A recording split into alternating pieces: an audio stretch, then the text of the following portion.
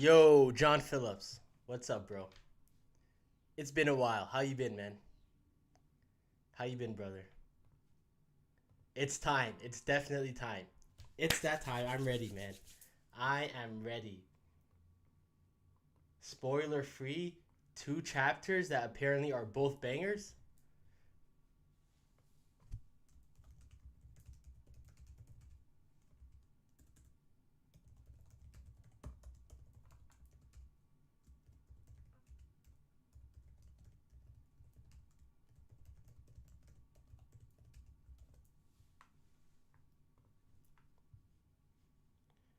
All right. Okay, so I got 1085. I wanted to wait, so I could have reacted. I got home this morning. I could have reacted to 1085 this morning, but I figured let me wait until 1086 drops as well, so I could just do a double live reaction instead of coming back a few hours later and doing 1086. So 1086 dropped on TCB. So what we're gonna do is we're gonna read 1085 on Viz, because why not read the official translation, right? If it's out, I may as well read the official. And then once we're done that, we're gonna hop on TCB and we're gonna read 1086. I can already see the titles of both of them. So 1085 is titled "The Death of Nefertari Cobra," and 1086 is titled "The Five Elder Planets," which is extremely interesting. Very interesting. Been good. Oda is cooking. For 1085, are you using the official release or the TCB? The official. We're going to read the official, John. Because why not, right? If it's already out, I may as well read the official. And, okay, so I did manage to stay spoiler free for a very, very long time up until I think it was the day before yesterday, so Monday. And I'm subscribed to Morge's channel, right, Mr. Morge, and I think I just clicked on YouTube and I saw a title. He was doing like a live stream or something, and obviously, if you have not read 1085, which I think all of you have read it at this point, but if you have not, just mute for like 5 seconds. I'm just gonna discuss something real quick that I saw. So I saw a live stream of Morge, and I think the title was something like "Dissecting the Zoan Fruits of the Five Elders." And that's a if that is true, I don't know if that's like a theory or if that's true, but if that's true, that's a big spoiler. That's a huge one. That's something like usually if I get spoiled on stuff, I'm like, it's not that big of a deal, right?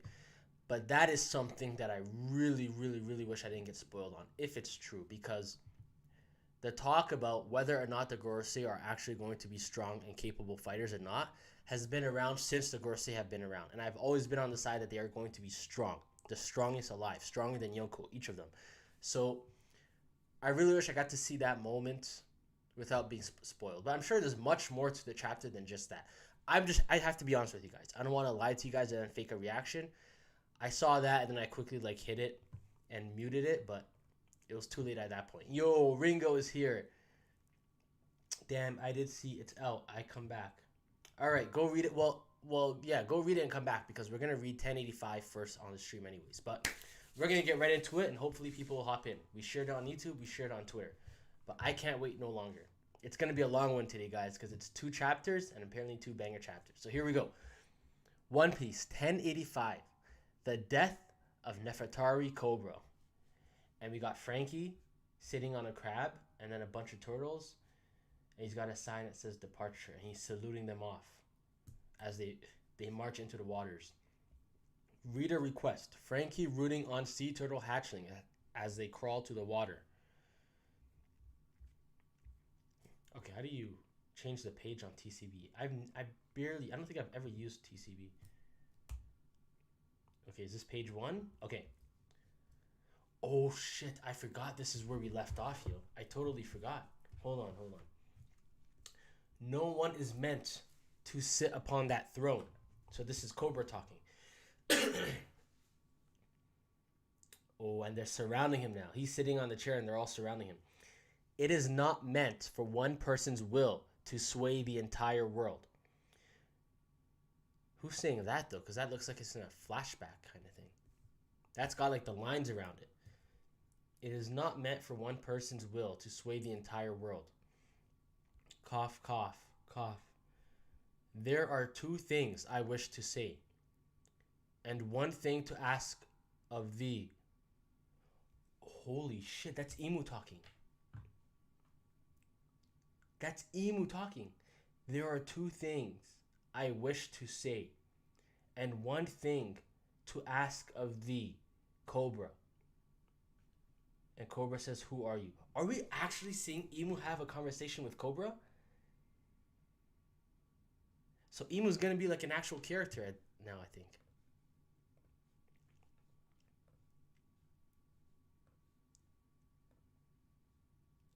Yo, what's up? What's up, Augustine?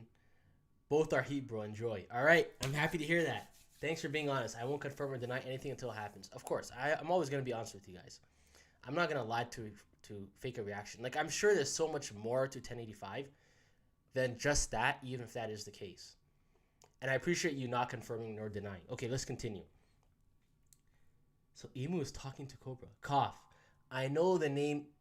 I know the name Emu already, but it must be a coincidence. Amongst the first 20, and he gets cut off. Do not seek the answer. I will not provide it. But I can tell thee what. Why does Emu talk? Is this Viz, or is this the way Emu talks? But I can tell thee what thou wish to know. The D is the name of those who opposed us, as we all figured. Those who bubble up from every corner of the world bearing the D are nothing but empty husks, ignorant of the meaning of their name. Those who bubble up from every corner of the world bearing the D are nothing but empty husks, ignorant of the meaning of their name. Yeah, I figured they don't really know what the D means. They just know it's something. This recent development has its roots in Queen Lily's great mistake of 800 years ago. Oh, okay, so Emu is not Lily after all. This recent development has its roots in Queen Lily's great mistake in bolded, highlighted letters of 800 years ago. Mistake? As does the curiosity of the scholars rummaging after the void century. I still think it's at least Lily's body, if not Lily. But it must be a coincidence. After the first 20, do not seek the answer. I will provide it. The D is the name of those who oppose us. This recent development has its roots in Queen Lily's great mistake 800 years ago, as does the curiosity of the scholars rummaging after the void century. This is... Bro, I can't believe we're getting this right now. I can't believe I waited a week to read this, just so I can live react to it. It's worth it, 100%. But as does the spate of pirates seeking the poneglyphs for the treasure, if not for Lily's mistake on that fateful date, again, bolded letters, the loathsome relics called the poneglyphs would not have been scattered across the world. As does the spate of the pirates seeking the poneglyphs for treasure. If not for Lily's mistake on that fateful day, the loathsome relics called the poneglyphs would not have been scattered across the world. I can't believe Cobra's hearing all of this. He has to actually be dead then. And this unfortunate event of the past has one disastrous potential explanation. And this unfortunate event of the past has one disastrous potential explanation. Was the liberation of the poneglyphs actually a simple mistake, or was it planned?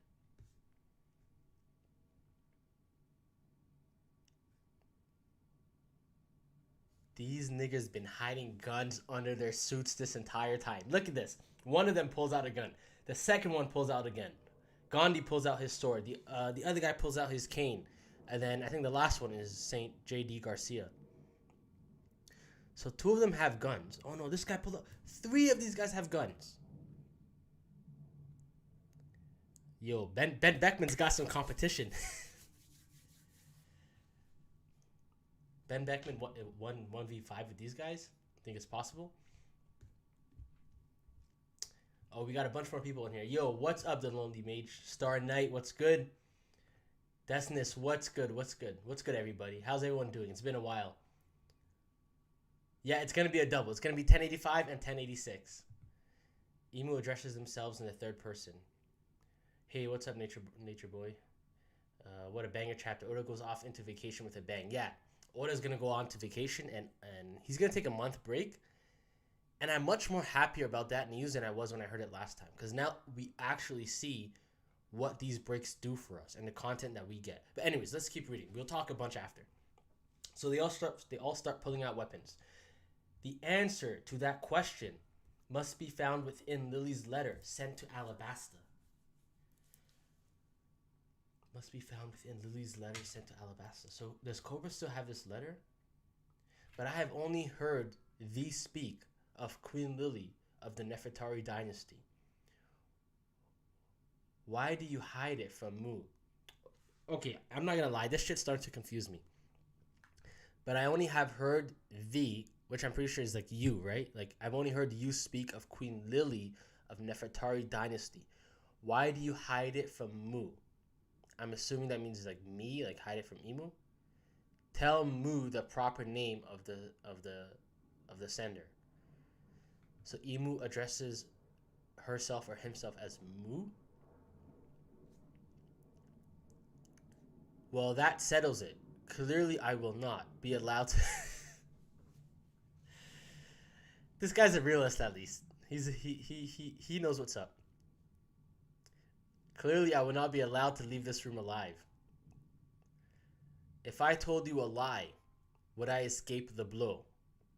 The moment you saw Great Emu, your fate was, of course. The moment you saw Great Emu, your fate was sealed. Huff, huff. I suppose it was this. I suppose it was. This is the greatest taboo in the world. Easily. No doubt about that. Sabo heard the... Wait, did he hear everything? What's going on in there? Something's very wrong. The letter was signed by the Queen of Alabasta 800 years ago. The letter was signed by Queen Alabasta 800 years ago, and her name was Nefertari. Why did they make it seem like it's going to be a plot twist or something? We know it's Lily, right? They talked about this last chapter. The Lily. I'm wondering, why are they saving like a big reveal if we already know her name? Man, every time we get a D drop, it's bigger than the last one. The letter was signed by the Queen of Alabasta 800 years ago, and her name was Nefertari D. Lily. So are they all descendants of Lily and her lineage? Both of Emu's eyes light up. And now Emu's pissed. D. And Emu shoots some kind of like arrow.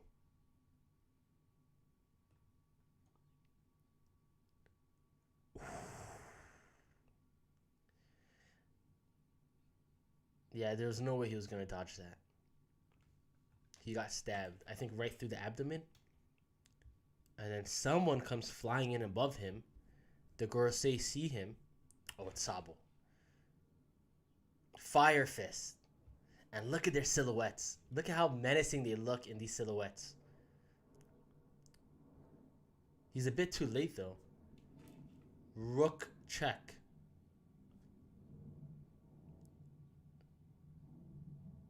Are we actually going to see Emu in action against Sabo? I love this shot too, though. This shot of Sabo blocking it, and then we see behind him, or like above his head, we see Emu. And we see like Emu's reaction. This would be so cool if in the anime, because the way I'm picturing this is like we see Sabo, and then we see right above him, and it quickly zooms all the way into Emu's eyes. Emu gets pissed. What happens here? Where did thou come from? Come on, come on, come on, come on. Top 1 in the verse doesn't have observation haki. Top 1 in the verse is this oblivious to Sabo being outside the room. Yo, what the hell am I looking at?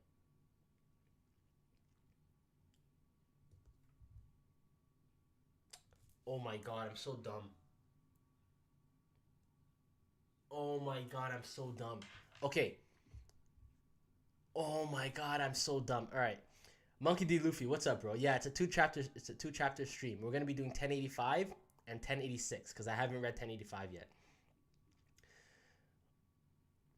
Yeah, Mu is third person. Okay, so quickly. So for most of you guys that weren't here in the very beginning of the stream, John knows because John was here when I mentioned it. Observation Haki isn't a passive ability.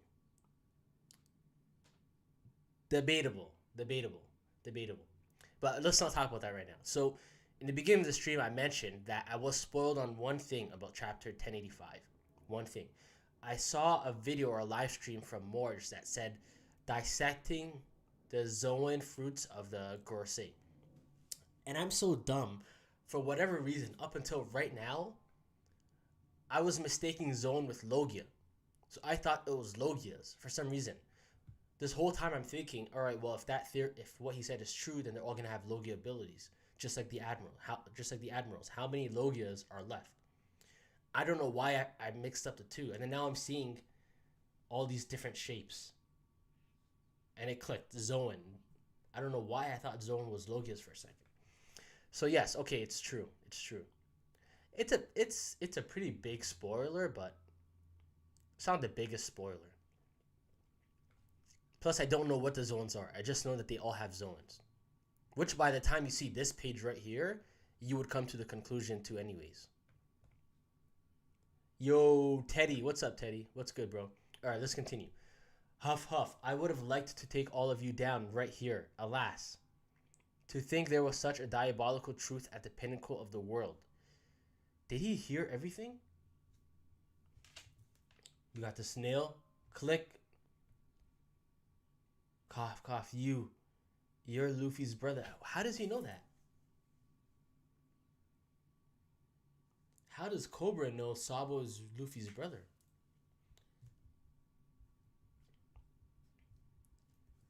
You would save me despite being a revolutionary? Our real enemies aren't the kings. It's those guys above you. How do you know Luffy though? He saved my life. Haha, sounds like Luffy. That's my favorite. That's already my favorite part of the chapter. Anything revolving ASL, Asabo Luffy. Oh my god, look at this page. We got all five of them, and then we got the eyes of Emu behind them. How the hell is Sabo alive? Okay, does the Gorosei have to be weak then? Maybe I was wrong. Maybe all of us that thought they were strong were wrong. You can escape on your own. It's too late for me. Put me down. No, I'm saving you. I've realized something today. You must not die here. Send a message. Oh, he's telling Sabo, you must not die here. Send a message to Luffy and Vivi. Luffy and Princess Vivi. Tell them that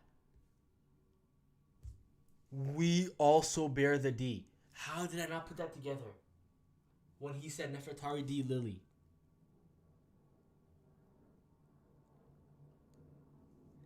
Nefertari D. Vivi.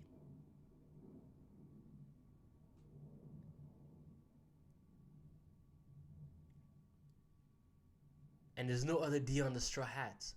Right? Yeah, there's no other D on the Straw Hats except for Luffy. So we just got three more characters that are D's. Vivi, Cobra, and Lily. Bro, Vivi is gonna be...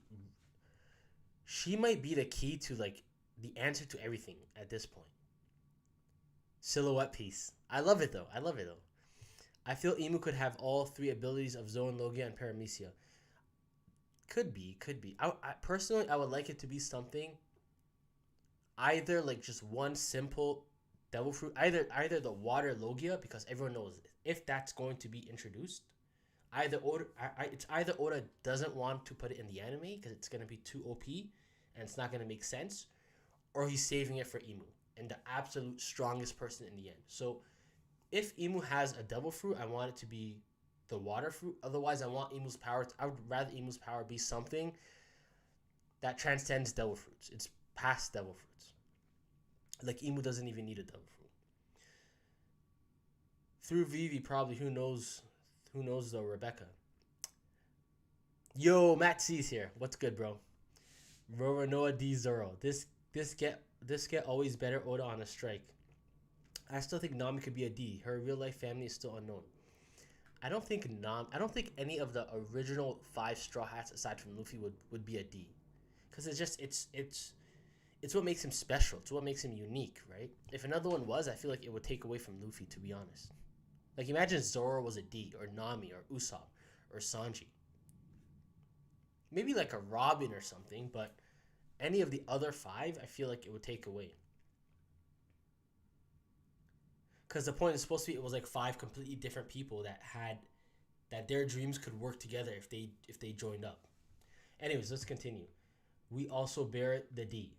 At last, I see a way forward for Alabasta. And we get a flashback. Is it a fluke? Oh shit. You guys both have D in your name. Oh, you're right. Well, I don't care what my name is. You want you want a D, Sabo? Like it's something you just hand out. Sadibo. Sounds not where that's not where it goes. I don't know what's going on with me today. I gotta slow down. Sadibo. That's what I'm calling him for now on. Da ha ha ha. And then we cut back. Emu is sending this weird arrow thing again. That kind of looks like the Yami Yami no Mi. Kind of does look like the Yami Yami no Mi. Oh my god, he got hit again, and this time Sabo. Oh, he got hit through. Oh man, this is like when Akainu punched Luffy through Jinbei. It went through Sabo, and then it hit Cobra. Sabo looks like he's done. He looks like Bellamy in this page. King Cobra. Cough. The opponent. Oh, Cobra actually is gonna die. This is him saying goodbye. Wait, you know what this looks like? But I know it's just silhouettes. Remember Smiley? Was it Smile or Smiley? I think it was Smiley from Punk Hazard. Do you guys remember that? That's what these silhouettes keep reminding me of. But all silhouettes look like that. I remember Kanjuro's silhouette of when he was like the fire at the end of Wano looked like that as well. Anyways, the poneglyphs must be. What the hell? Am I tripping? Are we getting cucked right here by Oda? Growl. It's literally blocking the words. Is this a TCB thing, or is this a Viz thing, or was this on TCB too? Someone let me know in the chat. Oh my god, that's a worse tease than cutting off. He wrote it down and covered it. The poneglyphs must be protected. Bear the flag of the dawn against. No, okay, no. This has to be an error. This has to be an error. Must be protected. Bear the flag of the dawn against something ing world. Nefertari D. Lily. I'm counting on you, Sabo, and he's about to take the clash head on and protect Sabo. It was on TCB. It is weird. Okay, it was on TCB too. Must be protected. The poneglyphs must be protected. Bear the flag of the dawn against. I think D has to stand for dawn then. Against something world. Oda is such a tease. Oh my god. Nefertari D. Lily. I'm counting on you, Sabo. Oh my god. King Cobra. You must survive. Hmm? Who's there? They look like insects, if I'm being honest. This one looks like some kind of insect. Oh no. They're gonna be like mythical, like they're gonna be like some kind of like mythical creatures, like some Pokemon shit. Because the best devil fruits are mythical Zoans. Sengoku had a mythical Zoan. Luffy, Kaido, the highest, the Fleet Admiral, and then two, the main character, and then who was supposed to be the strongest person in the world.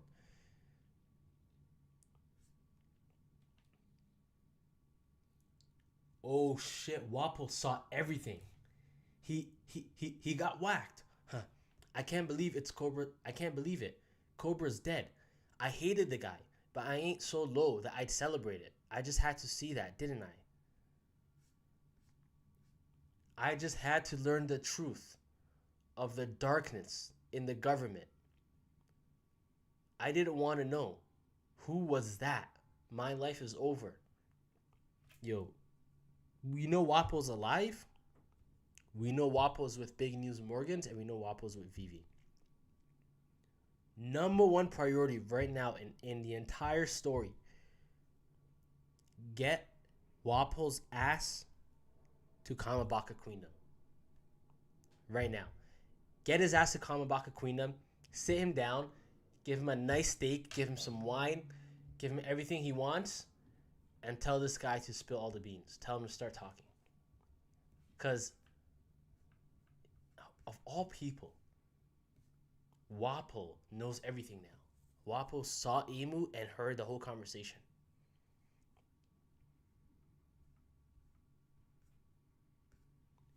In the round table council room, it seems King Cobra and King Wapol are late. I've just gotten word that they wish us to proceed without them. I suppose Cobra's impassioned speech left him tuckered out. Bahaha, well, he must be satisfied with the ruling of the 7 warlords. And then we got Neptune, and is that Isabella? No, that's not Isabella. Let's finish up the rest of our itinerary. I don't even know what that word is. Itinerary. As for the independence of the Four Nation Alliance in the North Blue, Shirahoshi, the meetings will soon be finished. Let's go and wait at the Red Port where those fools won't come after you. What's the matter? I wish to say my goodbyes to Princess Vivi before we leave. Where could she have gone?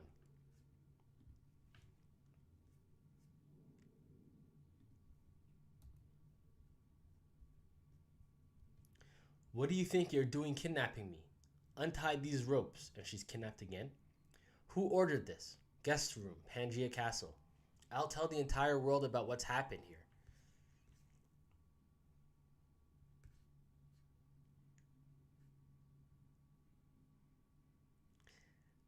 Jabra, Cypher Pole, Aegis 0. Khalifa, Cypher Pole, Aegis 0. You're too honest for your own good. What kidnapper is going to let you go after a threat like that? And I can see Bluno, unmistakably Bluno's horns in the back. Headstrong woman. I don't think you're getting out of this one, princess. You'll go down as missing and end up as someone's pet. How did the whole crew get their asses handed to them at Enies Lobby and then get a promotion? How do you get a promotion by getting whooped by the Straw Hats? Is Shirahoshi safe? Huh? You're worried about someone else right now? Sounds like another incident happened earlier. But long story short, she's fine. Who do we got here? We got the whole crew. We literally got all of them. We got the big dude that Chopper beat. We got the Chapapa dude that Frankie beat. We got Bluno, and it looks like they're playing cards. And then we got Jabra, and we got Khalifa. And then we already know about Lucci and Kaku. I'm glad to hear that. The guys who walloped the Celestial Dragons trying to abduct the Mermaid Princess were followers of Straw Hat Luffy, named themselves Loud and Proud. Now the square's in an absolute uproar. The admirals. Over in the land of the gods, Fujitora helped the revolutionary army free slaves. And Ryukugu snapped and turned on him. What do you mean over in the land of the gods? You're in the land of the gods yourself. You're in Pangaea Castle. Fujitora helped the Revolutionary Army free slaves. And Ryukugyu snapped and turned on him. I gotta admit, Oda keeps on nerfing the admirals in this specific scene. So Sabo and a few good men, it's just a meme at this point. It's no longer an actual power scaling discussion. Because look at this shit. They're fighting amongst each other at this point. The referee's been something else, man. I need to do something. Be someone's pet over my dead body. Okay, this is how they get together. Help me. I didn't see nothing. And Wapol chews right through the door or the wall. Wapol, out of my way. That's it. Clear the way. I ain't getting caught. Choppa. What was that? King Wapol, right? Hey, wait a second. Vivi's gone. What the? Oh, honey poo, I've been looking for you. Where have you been? And who is that young woman with you? Wapol, where are you going? As far as I freaking can. I'm going to the ends of the earth where no one can follow. I'll go too. Take me with you. They're eloping. Oh, that's the end of the chapter. To be continued. Is it the end? Yeah, that's the end.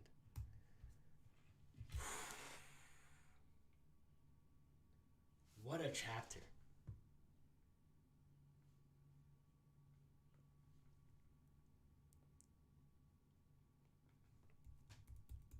Okay, we're gonna jump to 1086, but I want to just go over the first few pages first. The stuff with Imu and Cobra. No one is meant to sit upon that throne. It is not meant for one person's will to sway the entire world. Oh, he's just thinking back to what was said about that throne. There are two things I wish to say and one thing to ask of thee, Cobra. Cough, cough. I know the name Imu already, but it must be a coincidence among the first 20. Okay. Was one of the 20 Imu? And then another one was just Lily. And then Imu killed the Lily? But they say Lily is the only one of the 20 that didn't put the sword down. The Nefertaris are the only ones that their lineage aren't still there. But he's making it sound like he knows the name Imu. Well, he's literally saying, I know the name Imu already. But it must be a coincidence. Amongst the first 20, and then he gets cut off. Do not seek the answer. I will not provide it. Straight up. But I can tell thee, this is going to be really interesting in the anime, because they're going to have to talk to Oda about whether or not Imu is a boy or a girl. Unless it's going to be like some kind of like blurred out voice. Like when people call on the phone for like a ransom, and you know how you can hear them, but there's no distinguishable voice. It could be a man or a woman. They could probably do something like that for the voice actor, which would be pretty cool, to be honest, because I don't want to be spoiled on Imu's gender by them knowing before us and then putting it in the anime. But I can tell thee what thou wish to know. The D is the name of those who once opposed us. Those who bubble up from every corner of the world bearing the D and are nothing but empty husks, ignorant of the meaning of their name. However, this recent development has its roots. What recent development? In Queen Lily's great mistake of 800 years ago. Is he saying everything about the D's and everything about the poneglyphs and everything about the 800 years is recent development? Because if he is, that means this guy's been around since probably like the beginning of time. Forget about 800 years. He's calling the past 800 years this recent development. Unless he's talking about like the Great Pirate Era, since Roger died and stuff. Or like even just the past 2 years since Luffy's journey. In Queen Lily's great mistake of 800 years ago. Mistake, as does the curiosity of the scholars rummaging after the Void Century. As does the spate of the pirates seeking the poneglyphs for treasure. If not for Lily's mistake on that fateful day, the loathsome relics called the poneglyphs would not have scattered across the world. And the unfortunate events of the past has one this unfortunate event of the past has one disastrous potential explanation. Was the liberation of the poneglyphs actually a simple mistake, or was it planned? Planned by who? Has one disastrous potential explanation. What does she or he mean by that? And this unfortunate event of the past, meaning Lily's mistake, has one disastrous potential explanation. Was the liberation of the poneglyphs actually a simple mistake? Or was it planned? Why would it be a mistake? Does Imu not know the importance of the poneglyphs and like the fact that it's beneficial for the D and for those trying to topple the world government because there's so many messages within them? Not even the road poneglyphs, just the poneglyphs in general. Because if you know that, then of course it's planned. How can you even ask that? How would that not be planned? 3 guns, a sword, and a cane. The answer to that question must be found within Lily's letter sent to Alabasta. But I have only heard thee speak of Queen Lily of Nefertari dynasty. Why do you hide it from Mu? Tell Mu the proper name of the sender. Oh, Imu already knows. But I have only heard thee speak of Queen Lily of Nefertari dynasty. Why do you hide it from Imu? Tell Imu the proper name of the sender. Meaning the D, don't hide it. Well, that settles it. I clearly will not be allowed to leave this room alive. If I told you a lie, would I escape the blow? The moment you saw Great Imu, your fate was sealed. I suppose this is the greatest taboo in the world. This has got to be like. Sometimes I wonder if I'm still reading One Piece. I feel like we're at the end. Like, it feels like we're really at the end of One Piece.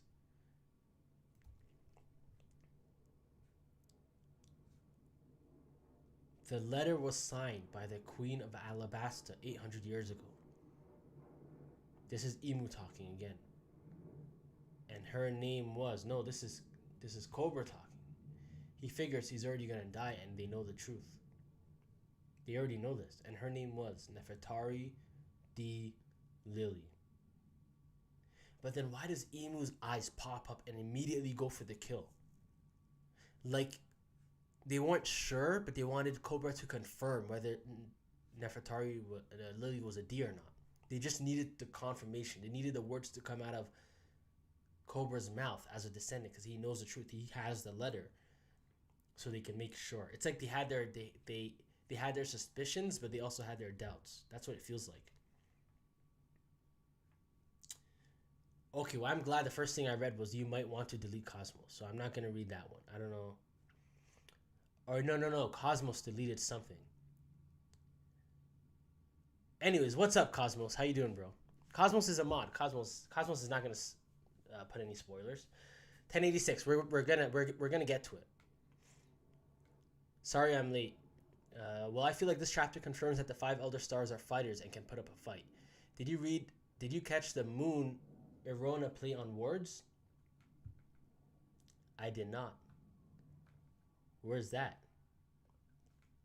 Like when Imu's saying tell Mu about this? He didn't get there. I think in the Japanese version, Imu is referred to as a male in a sense, pretty sure. Don't remember if it was a Gorosei or Imu himself. He means the Great Pirate Era. Imu doesn't know Lily was a D. It sounds like, well, Imu says, but I have only heard thee speak of Queen Lily of Nefertari dynasty. Why do you hide it from Mu? Tell Mu the proper name. So that would make you think Imu does know. But then when he says it, look at the reaction. So it's like Imu had their suspicions, but wasn't 100% sure and needed that confirmation, and they finally got it. It feels like One Piece just beginning for me. You think it's possible Emu has been asleep for a while until recently? No, I think Emu's been because Emu controls everything, right? So the world went the way it went the past 800 years because of Emu, solely because of Emu. I feel like so. I don't think Emu would have been asleep. Otherwise, it wouldn't have been able to get as chaotic as it's gone.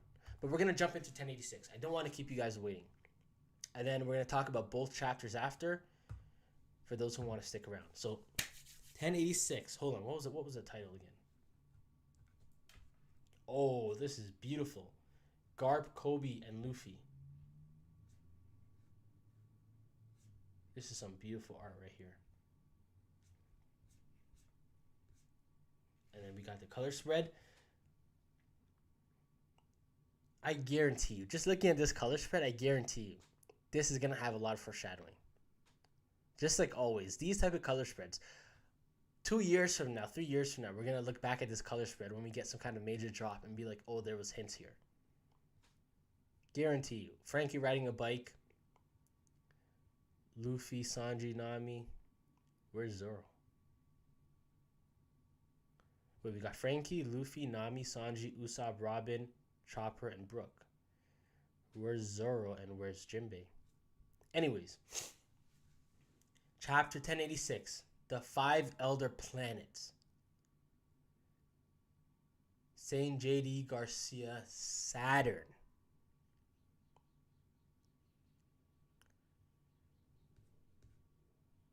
So does that mean Neptune is a Gorsei? I'm joking. The play on words is a theory, not a spoiler. Oh, no, I have not read 1086. We're about to read 1086. I haven't read 1085. Okay, good thing I don't know what you're talking about yet. But no, we're about to read 1086 right now. And so the curtains drew close on the reverie before the news of King Cobra's murder came to light. The fallout from the reverie. The 5 Elder Planets. This is Princess Vivi from Alabasta. Hasn't anyone seen her? Where is the king? Has his condition worsened? Oh, they're going to get some bad news. Here's Pell flying in. All the while, a number of stowaways held their breath as they attempted to escape on various royal vessels. Here's Wapol. Hey, whose ship is this? The Aegis Kingdoms. We're on Aegis' ship, Morgans. Gotcha. We'll fly our headquarters over and pretend to look for a scoop. Use that chance to hop aboard. And don't get yourselves caught before then. I owe you one. You got that right. A king somehow became the subject of a manhunt. This is big news. I can't wait to hear all about it. Well, the first question is, does Emu and the elders even know that Wapol heard anything? Are they even aware that Wapol knows anything? I feel like the answer to that is no. Because they immediately killed Cobra. They attempted to kill Sabo. And this guy doesn't get a scratch. No one even addresses him. So that's going to be very interesting. It's kind of like a Buggy situation where a very weak and helpless character is put in a very unique position. Or more like a Caribou position, I'd say. So what exactly did you see in there, Wapol? Oh, you can't tell her father's dead. Like I tell you, leave me alone and go back to your own ship. I can't. CP0 is no joke. Now that they're after me, it won't matter how much everyone tries to help. Those agents won't rest till I'm back in their custody.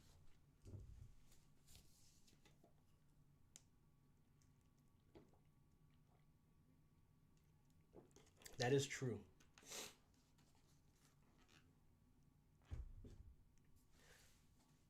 Now let me borrow your transponder, Snail. I need to talk to my father as soon as possible.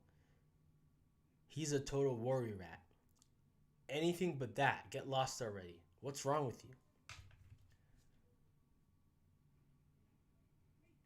It's like we're actually seeing the good side to Wapol. He doesn't want to like break her heart like that. And they're all showing her wanted poster. They're showing Sabo's wanted poster. Imagine now, Nefertari D. Vivi, wanted dead or alive. Flame Emperor Sabo, wanted dead or alive. I'm seeing it right now. Vivi and Sabo are both going to have bounties higher than 3 billion. I'm saying it.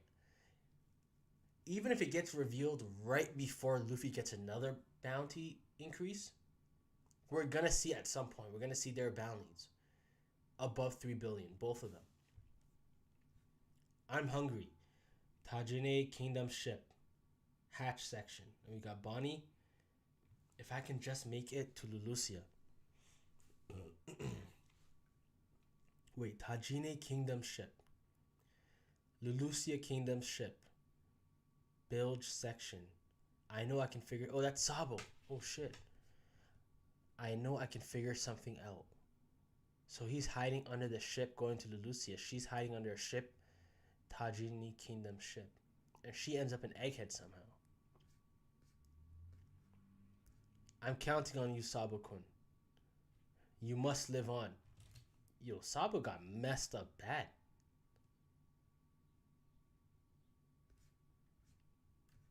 I don't think he's dead. I don't think Cobra is dead. It didn't take long for those two key stories to spread across the globe. The murder of King Cobra of Alabasta and the disappearance of his daughter, Princess Vivi. The Holy Land of Marijoa, the man they called Sabo. Oh, hold on. The Holy Land of Marijoa, okay. The elders are talking. The man they call Sabo. He seems to have a checkered fate. So we're not going to get their fruits. Okay. How else can you account for him constantly being surrounded by those who bear the letter D? Luffy, Ace, Cobra, Ring Ring, Clank. Yes, Great Emu. Yo, are we actually going to see Emu on a regular basis now? Talking, showing up, having conversations, ordering the Gorosei around? This is scaring me. I feel like One Piece is ending.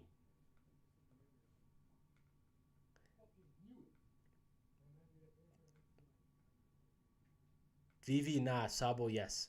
I think Vivi will have a high bounty. I think Vivi might have a higher bounty than Sabo. Sabo, I'm willing to bet money is gonna have a higher bounty than Luffy. And Vivi, it just depends on how much is Oda going to value to like put emphasis on like, because remember it's Imu and the Gorosei. They are the world government, right? So whoever they want to issue the highest whoever they want the most, they're gonna tell the Marines to issue the highest bounties on. So like even Robin, a lot of I called Robin having a 1 billion berry bounty on the dot after Wano. A lot of people said it was going to be a little bit higher, maybe a little bit lower, and it pretty much was. I think it was like 930 million. So it's something like that where it all depends on. She's either going to have a very low bounty and it's not going to be relevant, or she's going to have an extremely, extremely high bounty, because I don't think there's anyone in the world that the Gorosei want right now more than Vivi, except Sabo, because Sabo knows everything. But Vivi, it's not just the Gorosei that want Vivi. Emu wants Vivi. Emu's introduction was shown. Emu showing interest in Vivi. But let's continue. He seems to have a checkered fate. How else can you account for him constantly being surrounded by those who bear the letter D? Yes.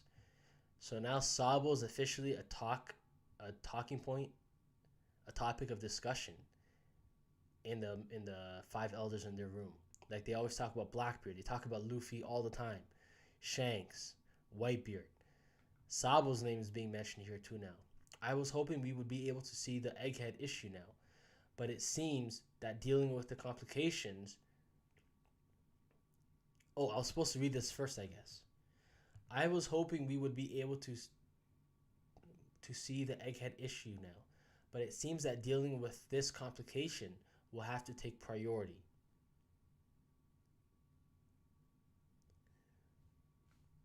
And then he ends up going to again. Yes, Great Emu. Pangaea Castle. Flower. I cannot believe Emu is talking.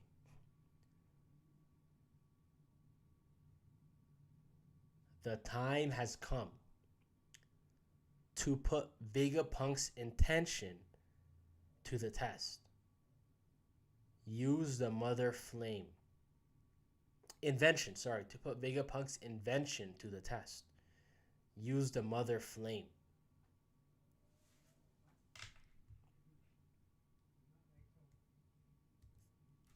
It is true. We haven't had the chance to try it out before now, so there is no way to ascertain its effectiveness yet. Depending on how well this experiment goes, Egghead may reconsider its response. I think a forest area would be a more suitable testing ground than a sea-based target. Lulusia Kingdom.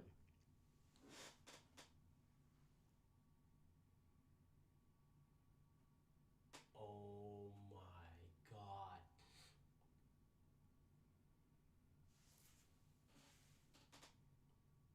That was Vegapunk's creation. I thought that was Emu.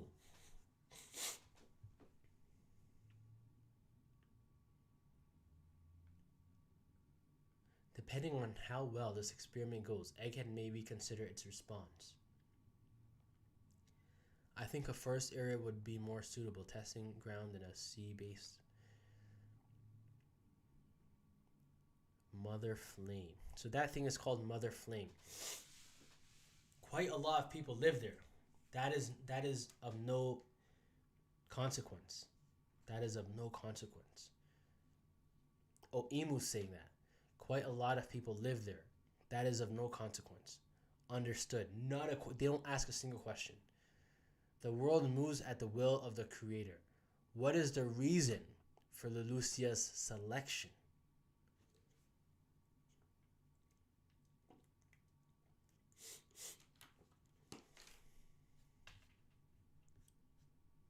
Its close proximity.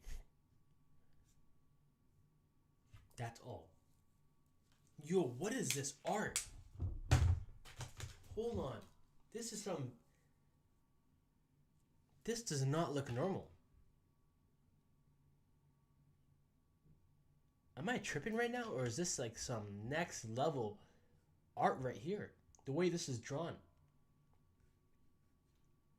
From Emu's eyes to all of the five elders and how it's so sharp. Its close proximity. I will make necessary preparations. I humbly request your patience in the meantime. Oh, we're about to get okay. We're about to get all of. Well, I was right about one thing. Once we got Saint J. Garcia, we are gonna get all their introductions one after the other very soon. But all right, is it gonna come with their devil fruits? Let's see. 5 elder planets. Let me block off the rest because I want to guess what planet each one of them is. I humbly request your patience in the meantime. 5 elder planets. Defense, science, warrior. Defense, science, warrior, god. Saint J. Garcia Saturn. The 5 elders, 5 elder planets. Defense, science. Don't tell me these guys are creations and they're not humans. Science warrior god. Wait, Luffy is the sun god, the warrior of liberation. This guy is the defense science warrior god. This next guy, Lulusia's citizens have shown sparks of rebellion recently. This guy looks like he's Earth. He looks like he's Earth. 5 elder planets. Environmental. Yep. Environmental warrior god. Saint Marcus Mars. No, he's Mars. Okay, never mind. Saint Marcus Mars. Why does that sound like a rapper's name? Environmental warrior god. Saint Marcus Mars. We may be able to make an example out of them. Okay, now I can block off. No, I still can't. This guy looks like. I don't know. I'm gonna say Mercury. 5 elder planets. Justice warrior god. Saint Topman Valkyrie. The hell is Valkyrie? That's not a planet. Okay, so we got environmental warrior god, defense science warrior god, justice warrior god. If we could one day use this power freely, What is he? Is he gonna be Earth? No. He might be Earth. 5 other planets. Finance warrior god. Saint Ethan Baron Phi Nosturo. And then the last one. We could instantly snuff out any protracted I feel like they're showing them in order of importance too. There's a reason they're showing them in this order. We could instantly snuff out any protracted conflict. 5 elders, planets. Agriculture, warrior god. Saint Shepherd, Jew, Peter. Okay, these names are confusing as hell. Okay, let me read it back quick. It's close proximity. I will make necessary preparations. I humbly request your patience in the meantime. The Lucia citizens have shown sparks of rebellion recently. We may be able to make an example out of them. If we could one day use this power freely, we could instantly snuff out any protracted conflict. So they can't use the power freely right now.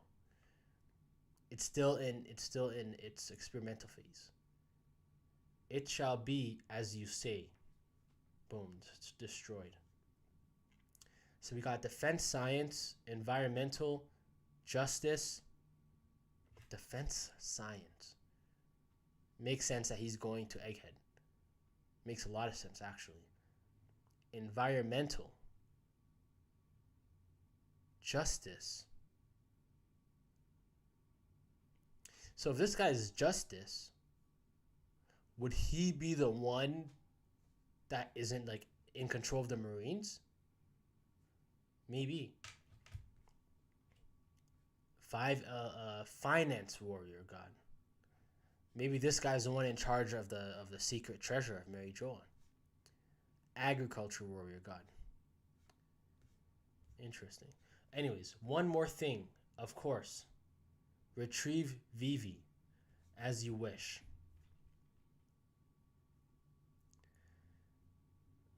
Let me read some of these chats.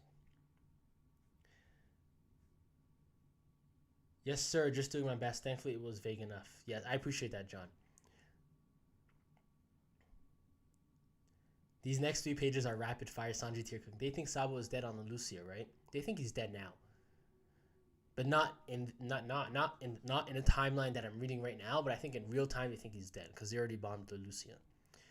Yo, I finished 1086. Ending is hype. I can't wait to read it. Man just created better Shichibukai and a nuke. He's too dangerous. Yeah, the only threat to the world government is if all pirates and revolutionaries teamed up looking like... It is looking like that. Venus, Gandhi confirmed from Wano. Is he Venus? He had a V in his name. V. Saint Ethan Baron. I guess that's Venus. So then this guy's Jupiter. Saint Shepherd. Oh, I'm so dumb.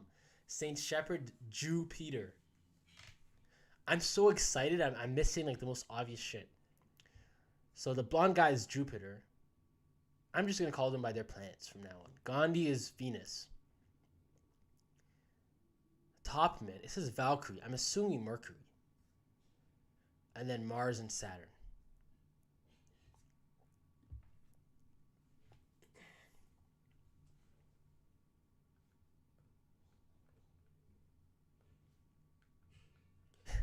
If you had told me that the Gandhi-looking Gorosei, this badass dude with the sword, this whole time that everyone thinks has the best sword in One Piece, or the Nidai Kitetsu. If you had told me this dude's name is Ethan, I would have never believed you. No offense to the Ethans out there, it's such a like normal name. Like I don't look at this guy and picture Ethan. Like picture the other ones calling him, "Yo, Ethan, it's time for a meeting." Oh, scroll slowly. Hey, Finance 1's name. Finance 1 is Namis OP. Is Nami's opponent. Imagine. By the end of the series, Nami becomes the finance warrior god. Frankie becomes the defense science warrior god. Robin, I think, would become the environmental warrior god. Not actually. I'm just saying, if a Straw Hat were to replace all of them. Obviously, Luffy would be the justice warrior god. And then agriculture. Agriculture could be anybody. Agriculture could be...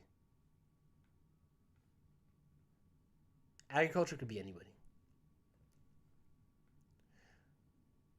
What's up? Yo, GR Max, what's up, bro? I'm good, man. How are you? How you doing? All right, let's continue. Top man Valkyrie's Mercury. Yeah, I figured.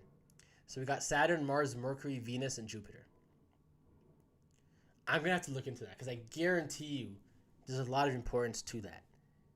And probably the order of the planets and the distance between the planets, whatever the planets are known for mostly, the temperatures of the planets, all this type of shit is gonna matter within these characters, guaranteed.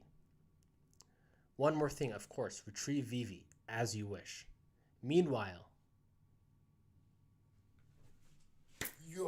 we're getting Sakazuki and Marine headquarters. The Kingdom of Tajini. That was the last ship that Bonnie was on. And the Aegis Kingdom are both rebelling. That was when Vivi was on. Between the disbanding of the 7 warlords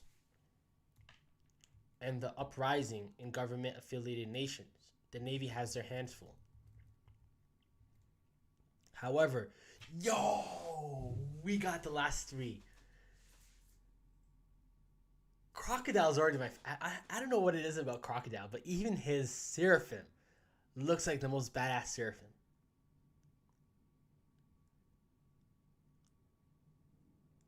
We got the last 3 Seraphim. And they're all young.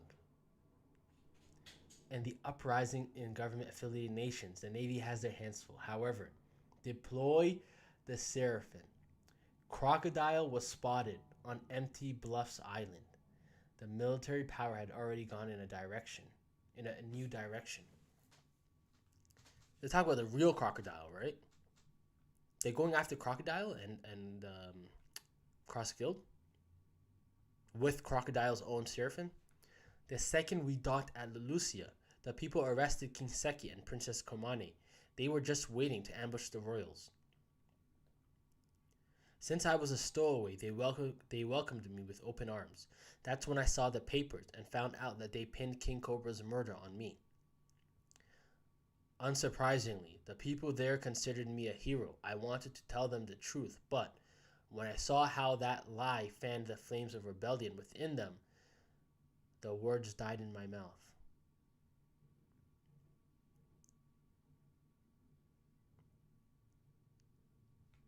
Because they think King Cobra is evil and they see him as just a royal.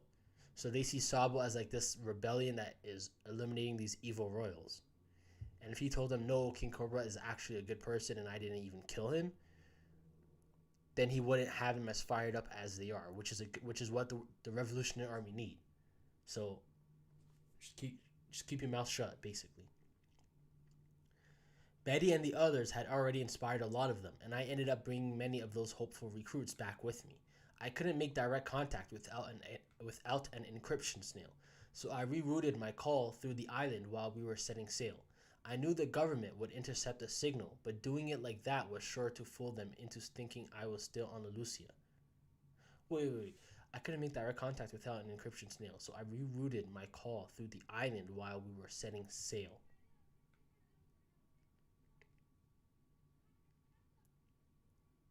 A lot of people someone in my chat called it not too long ago. They said something about the shadow is shown above everyone else's face, but not Sabo's. So whoever that was that called that, good on you, because you were right. I knew the government would intercept the signal, but doing it like that was sure to fool them into thinking I was still on Lelucia. But however, I was just within range, having already set out to sea with our new enlistees. So everyone else is dead? And he's okay with that? So the annihilation of Lelucia really did happen during that call. Yeah, everyone on board was hysterical. A lot of them had family on the island. They saw their country obliterated right in front of their eyes. Damn, Sabo. That's because of you, bro. They died because of you. You're the one that set them up. By encrypting the call, rerouting the call to Lelucia. You literally sold them as bait. This guy just sacrificed a whole island. Despicable. How in the world did they do it? An enormous shadow seemed to engulf the sky above us, and the next moment, everything was gone. An enormous shadow. Oh, okay. Here comes the dragon is a fraud. Here comes all the power scaling dragon is a fraud takes because the man is sweating before he's ever even made a move. How many times has he sweated throughout the series? To me, it makes perfect sense because of his character. I understand his character. He doesn't care. He doesn't care about fighting Blackbeard and the Blackbeard pirates. All he cares about is solving this issue of the world and bringing the world back to the way it's supposed to be. And he seems like he's probably the most cautious person in the entire story of One Piece. So I get him sweating. But I can already tell that dragon slander is going to come harder than ever. There is no way it was caused by a living thing or some natural disaster. Something pitch black was flying above the clouds.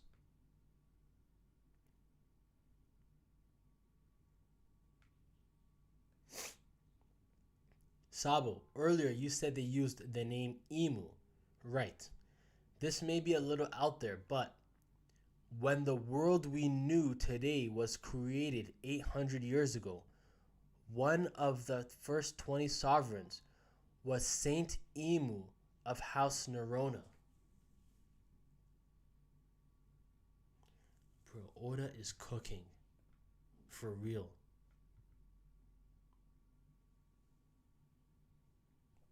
Usopp would be agriculture. I could see that. I could see that. Luffy's already a warrior god. He is the sun warrior, god of liberation. S Flamingo, S Crocodile, and S Bat are here. Imu should be Earth. I didn't even think of that. Potential, unless Imu's the universe. Potential Mihawk versus Seraphim fight. Why Maria looks like Nika. No, I have not finished the chapter yet. What's up, Almighty Lambo? We were doing a double. We were doing 1085, and now we're close to the end of 1086. So in 1085, they mentioned a little bit about Imu, and Cobra had heard that name before because of the first 20, and then he got cut off. And now we get the answer here from Ivankov. This may be a little out there, but when the world we knew today was created 800 years ago, one of the first 20 sovereigns was Saint Imu of House Nerona. So does that mean Imu has relatives within the Celestial Dragons? Now look at this. Since we know an ability, I can't understand this. Since we know an ability granting eternal youth is said to exist, that must mean someone has used it before, right? Which means there is a person out there that doesn't need to worry about death. So, you think the one I saw is... It could be a coincidence. Maybe they just share the same name, but could anyone else but a founder command the 5 elder planets, the highest of the world nobles? Yeah, but one of the founders? I don't know. I figured Imu would be something more special than that, I guess. I don't know. Maybe I was looking too into it. So one of the 19, so there are 20 of them. Lily was one, and Lily kind of rebelled. There were 19 others. One of them was Imu, and it seems like this Imu, what was his name again? What was his exact name? Saint Imu House of Nerona was granted eternal youth, and then now is commanding these other saints. So then, are these 5 also? Because I think the Gorosei are also from 5 different families of the original 19, which would make sense. Could anyone else but a founder command the 5 elder planets, the highest of world nobles? The celestial dragons fancy themselves as the descendants of the gods after all. One more thing. Assuming the object you saw above the clouds was a weapon made by the government, then the only one capable of creating such a thing would be Vegapunk. Ivankov's a genius. Coming in clutch here. Hold on, Eva. Vegapunk would never intentionally design a dedicated killing machine. I know. So what if it was an ancient weapon? Assuming Emu has been living since ancient times. Let's take a step back. Then the only one capable of creating such a thing would be Vegapunk. Vegapunk would never intentionally design a dedicated killing machine. I know. So what if it was an ancient weapon? Assuming Emu has been living since ancient times, there is a connection. Robin told us that the ancient weapons do in fact exist. But if this person had such a weapon, why wait till now to use it? Well, how would Vegapunk have created ancient weapons if they're ancient weapons? Because Ivankov just says, assuming the object you saw above the clouds was a weapon made by the government, then the only one capable of creating such a thing would be Vegapunk. But if it's an ancient weapon, it would be far before Vegapunk's time. Present day, the holy land of Marijoa.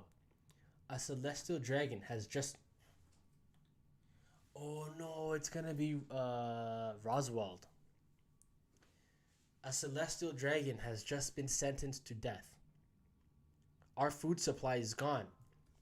We have no bread. All we have is cake. However, this information will never be reported to the outside world.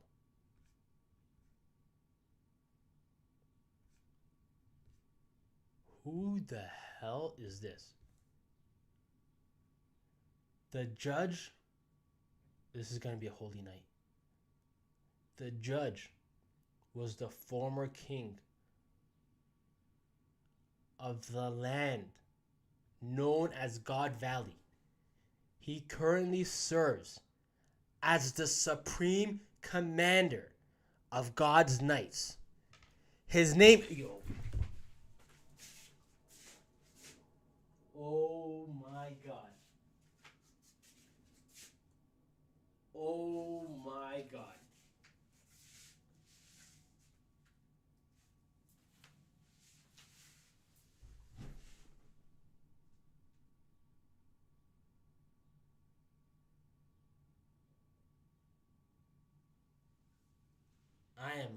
Bro.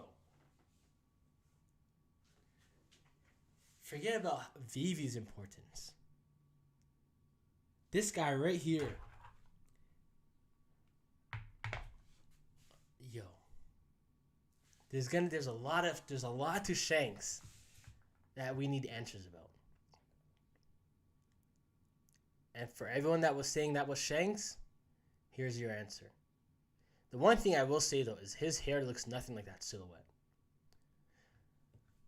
The judge was the former king of the land known as God Valley. God Valley is where Shanks was founded. This is either Shanks' father or his uncle, period. Or his older brother. This is either Shanks' father, Shanks' uncle, or Shanks' older brother. The judge was the former king of the land known as God Valley. He currently serves as the supreme commander of God's Knights. God Valley, God's Knights. Are they all going to be people from God Valley? His name is Saint Figureland Garling. So what makes you a saint? Is that like the highest level of celestial dragon is a saint? And why is his head shaped like a moon? Like a crescent moon?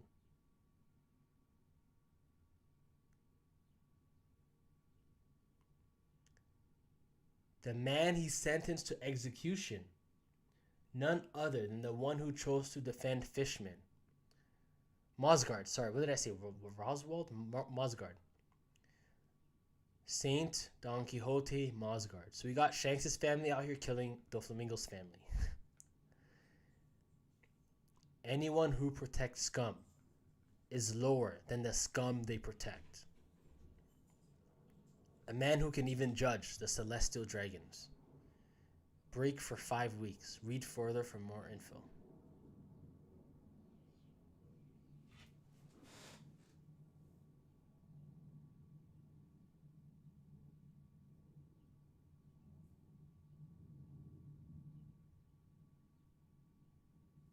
don't feel like I just read One Piece. Bro, at this rate, I can go a year without seeing the Straw Hats. If this is what we're actually getting now. Because there's so many questions that what has built over the years, and we're slowly getting answers now. Saint Figureland Garling.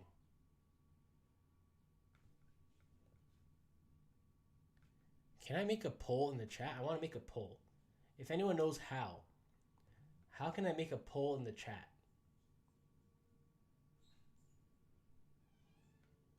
I want to make a poll real quick. Poppy Shanks.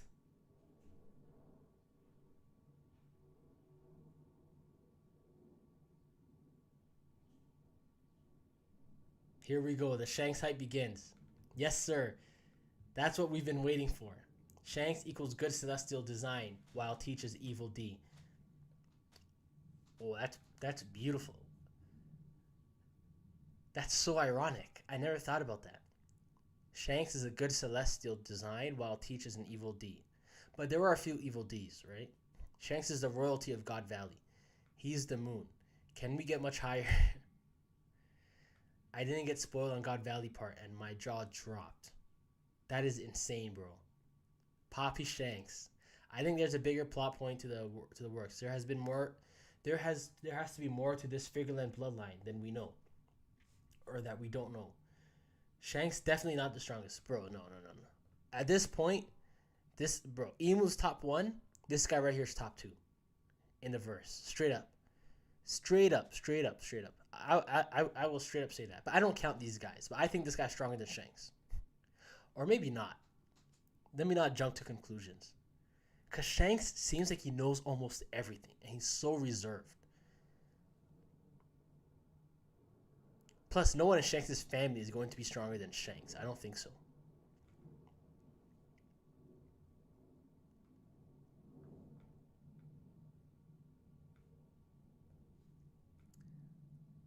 Shanks definitely not the strongest. He looks too old to be his older brother. I'm rolling with the Poppy Shanks agenda.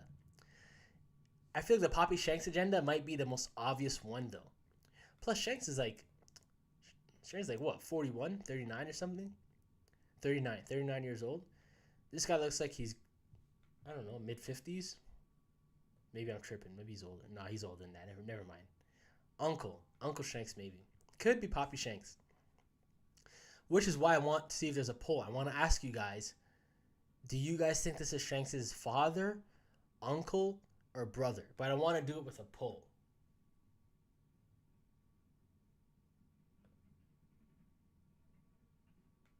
But I can't. I don't really understand how to do it.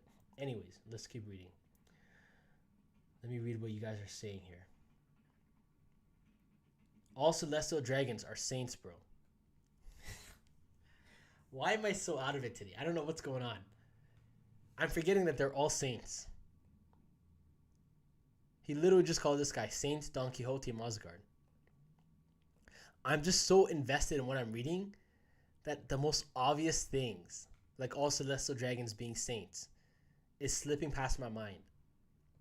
Just going right over my head.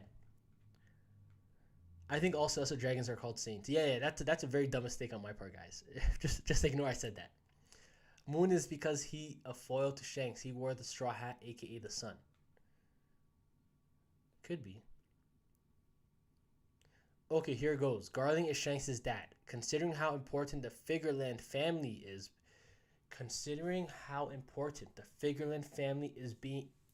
being the former king of God Valley, it makes sense that Shanks is respected by the 5 elders in Sengoku. Well, it could be explained as simply as, hey, the leader of God's Knights humbly requests that we don't touch you because you're his family and you're probably his son. So that's that. That already explains it. Obviously, he's beneath the elders, but I think he's one step. I think there is no one higher than him and below the elders.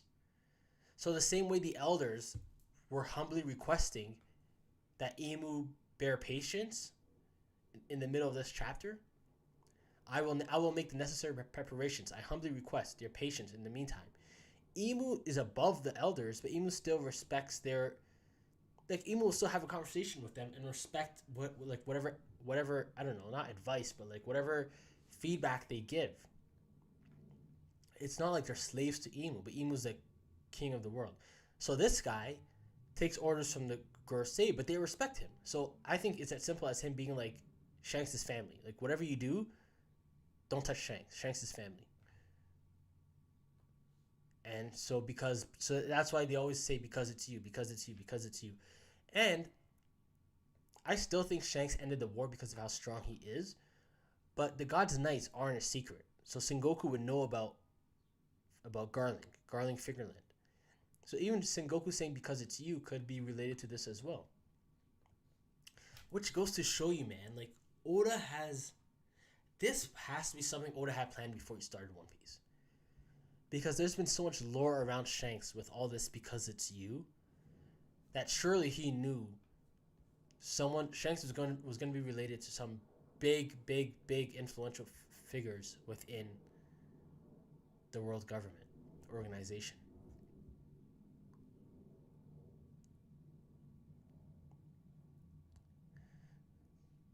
So Cosmos, when you're talking about Moon before, he was talking about this. Okay, I'll go back and I'll read that chat or that message.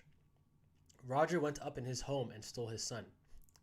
Oh, you didn't know about the break. I knew about the break. I saw that on Twitter. Oda is deep in his bag. I guess Shanks could still be related to Rocks and Oda is trolling us. Well, Rocks could be related. Rocks could be a Figureland. No, because Rocks is his last name. I don't know. Maybe Blackbeard is the one related to Roxen. Because Rocks invaded God Valley. But how did Rocks become a pirate? Maybe Rocks was a figure. I don't know. I don't want to think too much about it right now. Saint Charles top 1. I got to push this now versus God Buggy. The last time Oda came back from Void Month, we got 1054 and 1055. Who knows what might happen in July? That's what I'm saying, bro. And it was actually this time last year. I believe it was July July was the month that Oda came back, because I remember the chapter 1054, the chapter where we saw Shanks pull up to Wano was my birthday. It was the first live reaction I ever did, like right after I started doing YouTube. So it's been a year. So it might be a thing now where Oda goes a full year and then takes a month-long break and goes a full year. So he does 11 months on, 1 month off, which I'm down with, because he wouldn't have been able to do this if he didn't take that month break. I don't think Oda's taking breaks. He's not taking a break from nothing. He's just putting back. He's delaying the release time so he can drop better quality. That's not really a break. He's probably hard at work the whole time. Wano plot points being canned was a worthy sacrifice to get to the peak. We're getting a little earlier. Forget about Wano. It's too late. Drop it. Just give us this stuff now. Nah, Shanks is killing his dad. Yeah, I agree. I'm not even saying that as like a Shanks stand. I'm just saying, if these guys if it's gonna be introduced that there's a family of Shanks based around Shanks, he's still gonna be the strongest of them, because he's the black sheep. He's a unique one. He's the pirate, right? He's gonna have to stand out. Blackbeard might be a fake D. He might very well be a fake D. That's been a theory going on for a while now. A lot of people have claimed that before. And it's very, if you think about it, if you remove Blackbeard, then you have Law, Luffy, Vivi, Cobra, Lily, Ace, Roger, Garp, Dragon, Sol, Rouge. Blackbeard really is the only D with very different characteristics than everyone else. Where it's not even that he's evil, it's that he's cowardly. I feel like there could be evil D's. Oh, like Rocks. Yeah, I forgot about Rocks. Like Rocks from what we're supposed to understand is evil. But from what we're also supposed to understand is like the least cowardly person ever. If this guy went up and fought Roger and Garp by himself, 1v2. So Rox would fit in perfectly because he has ambition. He has drive. But Blackbeard has ambition, but the man runs away, which doesn't fit D in my opinion. So it's very likely that Blackbeard is a fake D after all. I never had Shanks as the strongest, so this doesn't change much for me. Poppy Shanks' agenda for the win. Before we read the chapter, I asked if you got the play on the words Emu Nerona. I Moon Irona.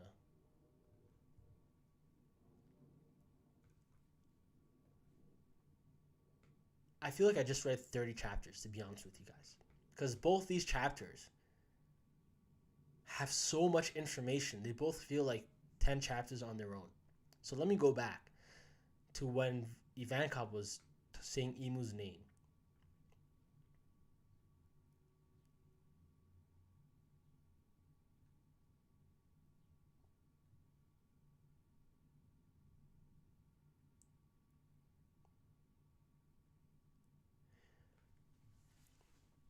Saint Emu of House Nerona.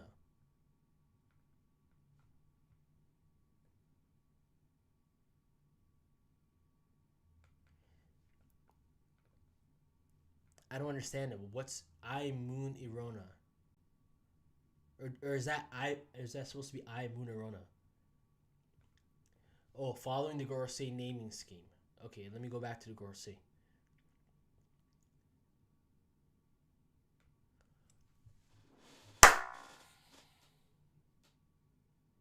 Emu is not the universe. Emu is not the star. Emu is not the galaxy. Emu is the moon. You're absolutely right. There's the 5 planets and there's the moon. And they're going to lose to the sun god. It makes perfect sense. And the moon is a reflection of the sun. So Emu is going to be some kind of reflection of Luffy, aka Luffy's mom.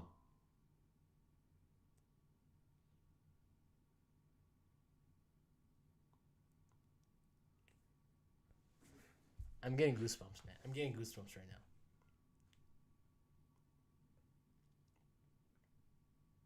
Cosmos is onto something, guys. Cosmos is absolutely onto something.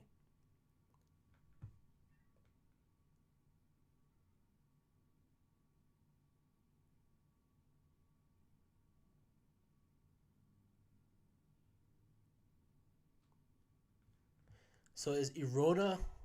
So would Irona be Emu's name? But we know Emu is an actual name though. It's not a play on words because Emu was the name. Emu of House Nerona.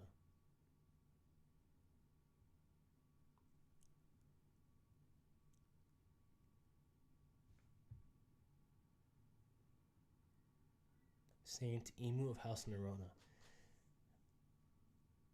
My brain is just shooting all over the place right now. But I think the name is official. It's not like, can it be a play on words if that's just your given name?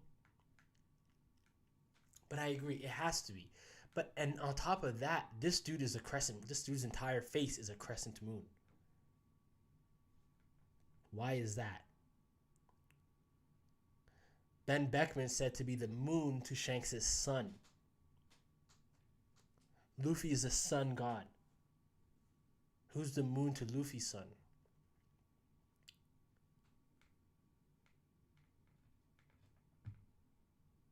There's the sun, the moon, and the planets that revolve around the sun. And the moon is a reflection of the sun. Emu is a reflection of Luffy. And the elders are the orbiters that orbit around the sun, that orbit around Luffy. But the sun comes in the dawn. The sun arrives at dawn. And before that, you see its reflection. Before that, you can only see the moon. So before that, Emu is in charge. because it's nighttime. But when the dawn, the D, comes, the dawn, we know the dawn comes because we see the rising of the sun and the departure of the moon. And the sun comes back and takes its place.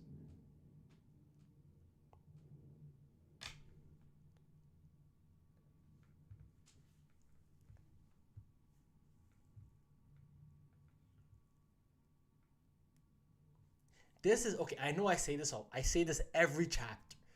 But if you guys don't agree with me, you're crazy. This is the best chapter in terms of, at least in terms of like lore. But I'll be honest, I'm forgetting what was in each chapter because I read two chapters back to back that both had so much information. No, no, no. Yeah, 1086 is better than 1085. Just scrolling through it quick. 1085, the beginning of 1085 is crazy because that's where we get a lot of answers. But 1086 from start to finish, from front to back, is 25,000 out of 10. And the amount of theories that are gonna come. Completely forget about Shanks and this Figureland guy and his crescent moon shaped head. Just everything I just mentioned and everything Cosmos just said about Emu's names, the 5 elder planets, their names, the sun god, the dawn. So many theories. Oda going crazy with the swordsman now. Swordsman, man, that's where it's at. Hockey, no devil fruit, and holding a sword. That's like the number one sign that you're a strong character. It's possible Whitebeard was talking about him when he brought up who scarred him because Shanks doesn't look like Roger. He didn't say you look like the man that scarred me. He just said looking at you reminds me of that man who scarred me. And looking at Shanks would 100% remind him of Roger because Shanks is pretty much the modern day Roger. Like no one has the characteristics of Roger like Shanks does, aside from Luffy. And B, Shanks was under Roger, and Whitebeard knows Shanks as Roger's apprentice. It's like if you know someone through a mutual friend, you're always gonna, when you see that person, you're gonna think of the person that you know them through. He knows Shanks through Roger, so every time he sees Shanks, he's gonna think of Roger, of course. So I don't think there's any like hidden message behind it. I just think he means Roger. Was it April last year? I thought it was July. No, it was July because I read that chapter in July. It came back in July and it was only a month, so it must have ended either late May or June. A little theory considering we know so few of the 12 supreme grade swords. Maybe because the government is so old, they have collected them and given some of the 12 to the god knights like Garling. That's possible. I don't see why not. Hold on, give me 1 second, guys. I'll be right back.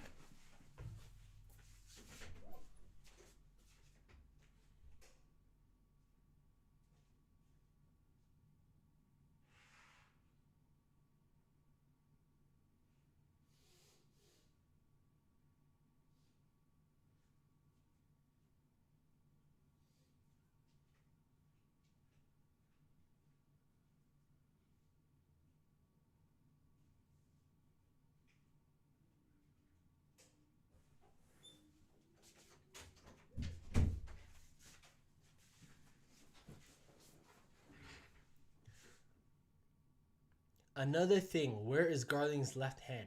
Did he lose it like Shanks did, or am I not seeing it? No, I was looking at. I'll be honest. I was looking at that specifically too, and it just looks like he has his right hand over his left hand. It looks like he's sitting with his left hand folded in and his right hand over it, holding it. I was looking at this because I wanted to see if he was left-handed like Shanks, but he's not. He's right-handed.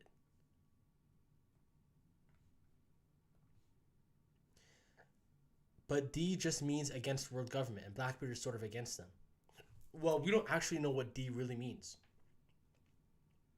I think D is an actual initial, and they're all descendants of something, of someone that Lily's also a descendant of. Garp and Soul are the worst D's as they are with the world government. Yeah, but their personalities fit these, and Saul redeemed himself. So you can't really include Saul because Saul at the end of the day fought against the world government and risked his life to save Robin. As soon as he saw once Saul was put to the test and he saw real injustice in front of his eyes, and he had to make a decision, he made the decision that you would think a D would make. Garp is an interesting. Garp is a little bit more deep of a character. Pirates are generally fighting all the time, so Shanks should be stronger than anyone in the family, I think. Dragon is the strongest. I think Shanks and Dragon are the two strongest normal characters. And I think Emu's the only one stronger than them. The Gorosei, I'll be honest with you guys. I've always thought the Gorosei were the strongest characters aside from Emu. Like stronger than Yonko. Individually, each of them. And I know 1085 is supposed to make it seemed like everyone that thought the Gorosei were strong were right, and everyone that thought they were weak were wrong. But I don't know. Maybe okay. It shows that they're strong combatants for sure. But I had them above Shanks. I had each of them above, maybe not above Shanks, but above Yonko level. At the very least, like each of them is as strong as Big Mom. That's how I had it, and it's like you look at this and they're chasing Sabo and he escapes. No, no. I think an admiral beats a Gorosei 1-on-1, if I'm being honest. But I think they're strong combatants.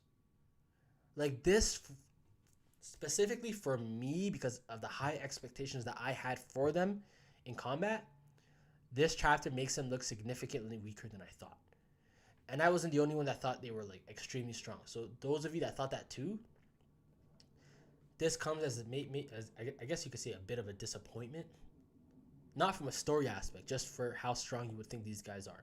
Now, if I'm being honest, I think Akainu beats all of them 1-versus-1, not 1v5. But 1-on-1, Akainu probably, because Akainu, Sabo's not getting away from Akainu like this easily. And I know Cobra had to die to save him. It's funny too because there's a shot here that's so much like Akainu. Akainu when he punched Luffy through Jinbei, and here you see Emu hitting Cobra through Sabo. But anyways, there's so much stuff to talk about here. Power scaling is the last thing I want to talk about.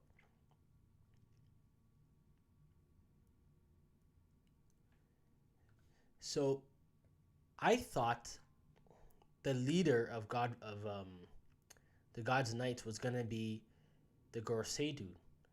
And not only do I find out his name, not only do I find out who the leader of God's Knights really is, but we find out this guy's full name anyways now too. Saint Shepherd Jupiter. Ethan Baron Nostro. Jupiter Venus. Thomas Valkyrie Mercury. Marcus Mars. Okay, so what are the order of the planets again? It's been a while since elementary school shit. Hold on. So it's Venus? No, it's Mercury, Venus, Earth, Mars, Saturn. Is it Jupiter after that? Jupiter and then Uranus and then Neptune, I think. So then it would be Mercury would be the dude with the thick mustache. Then Gandhi. Earth, then Mars. So then the tall dude with the mustache going down. Then Saturn, and then Jupiter. Maybe I'm overthinking it. Nothing has to be in order with the Gorosei and their planets. But I think whatever, like, I don't know much about astrology or planets or whatever, but whatever individual unique characteristics the planets have in real life, I'm sure are going to apply to the Gorosei. Like, for example, Venus we know is supposed to be really hot. Mercury is supposed to be the hottest. Sorry, Mercury. So I think this guy's going to be the one with the hottest temper. Saint Topman Valkyrie. He's probably going to have the hottest temper. And if you look at it, you know what? Actually, yeah. Okay, the two hottest planets are Venus and Mercury, right? And who are the two Gorosei in their introductions that look pissed off? It's Nosturo, Ethan Bear Nosturo, and Saint Topman Valkyrie. Valkyrie and Venus. And then Jupiter, out of the 5 planets here, so out of Saturn, Mars, Valkyrie, Venus, and Jupiter, Jupiter would be the coldest planet. And who here looks the most cold? It's Jupiter.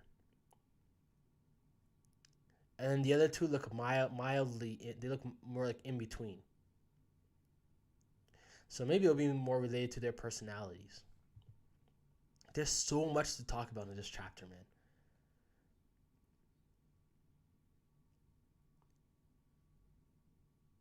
Wano and Roof Piece is nothing compared to Lore Piece. It's nothing compared to Lore Piece. Another thing, where is Garth? Oh, I read that. Pirates are generally fighting all the time, so Shanks should be. I read that. Monkey D. Luffy is a pirate. Okay, he's replying to him. It's just clearly Moon is Imu's name. Yeah, I agree with that, Cosmos. That's genius. If you came up with that on your own, good for you, man. Kudos to you, because that's some big brain thinking. Not gonna lie, you ain't cooking with this astrology. I'm just thinking out loud. 10 out of 10 chapter, 11 out of 10 chapter. Rate the chapter in the chat, guys. Rate the chapter out of 10. Everyone right now, drop your rating out of 10. Luffy, the warrior god of liberation. How is the Elder going to fight Luffy? Next antagonist group is the God's Knights. Yeah. If you search Nerona, it says it's singular of Nero, which means black. Imu confirmed Zoro victim. Monkey D. Luffy coming in with the jokes today. I'm saying maybe St. Garling Figureland scarred Whitebeard in his valley, because whoever scarred Whitebeard holds in contempt. Whitebeard is a good friend of Roger.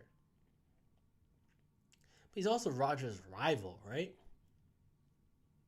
Like, what he said to Shanks about that scar, it feels like he's talking about Roger. It just fits so perfectly that he's talking about Roger. Those guys eradicated Lunarians, but Garling was threatened by Zebek and saved by Garp and Roger.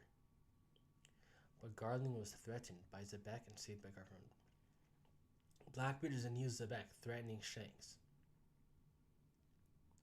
I don't think Blackbeard is threatening Shanks. If he was threatening Shanks, Shanks would just end him. He's threatening the world, and Shanks is threatening him. And that's why he's not able to do as much. And so he needs to eliminate that threat that's in his path, which is Shanks, so he can continue to be a great threat to the world. Shanks is just protecting the world and the balance, which Blackbeard is a threat to. Ethan Braun v. Nosturo versus Figureland Garling would be a badass fight. That would be a badass fight. 2 swordsmen going at it. But this dude looks like a giant, man. I'm more hyped by this dude's introduction than the Gorosei's revealed. Their names being revealed. But the craziest thing that's still blowing my mind of everything, honestly, is the fact that Imu is having conversations now. We're just seeing Imu have conversations.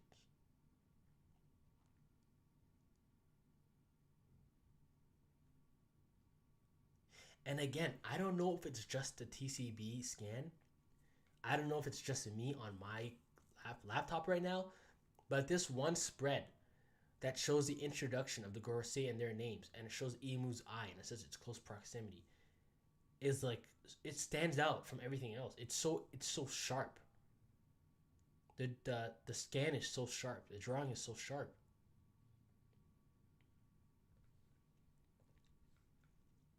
If Akainu couldn't beat a single Gorosei, the Marines are chumps. I agree, Cosmos. Jupiter before Saturn, I think. Is Jupiter before Saturn? Well, that's embarrassing on my end then. Planet order. This is like second grade stuff, so I forgot all of it. Let's see here. Mercury, Venus, Earth, Mars. Oh yeah, you're right. Jupiter, and then Saturn. And then Uranus, and then Neptune.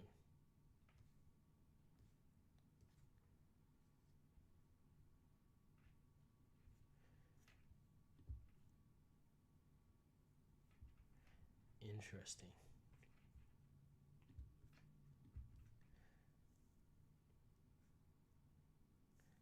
Earth god might be Hancock.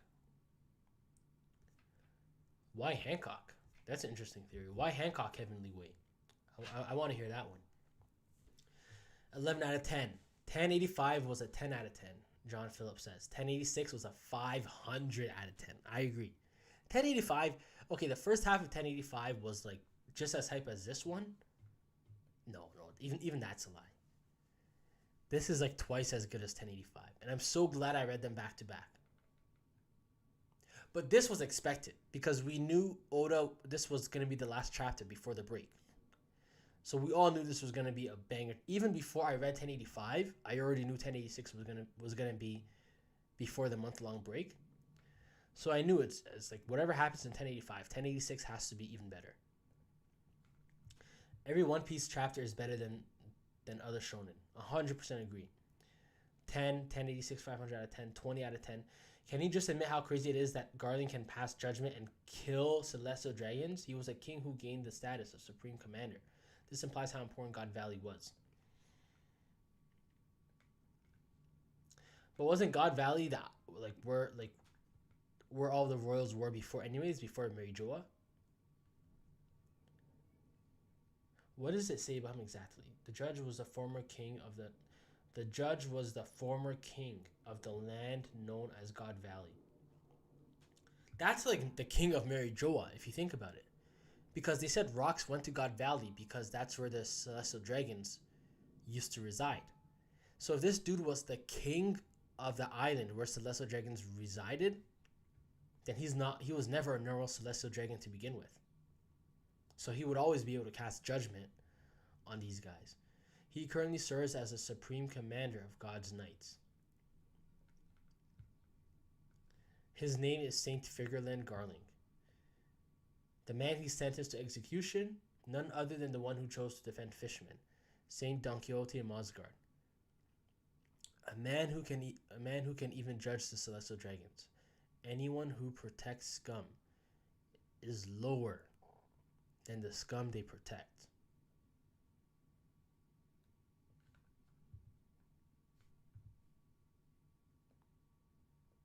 Kind of reminds me of that Naruto quote.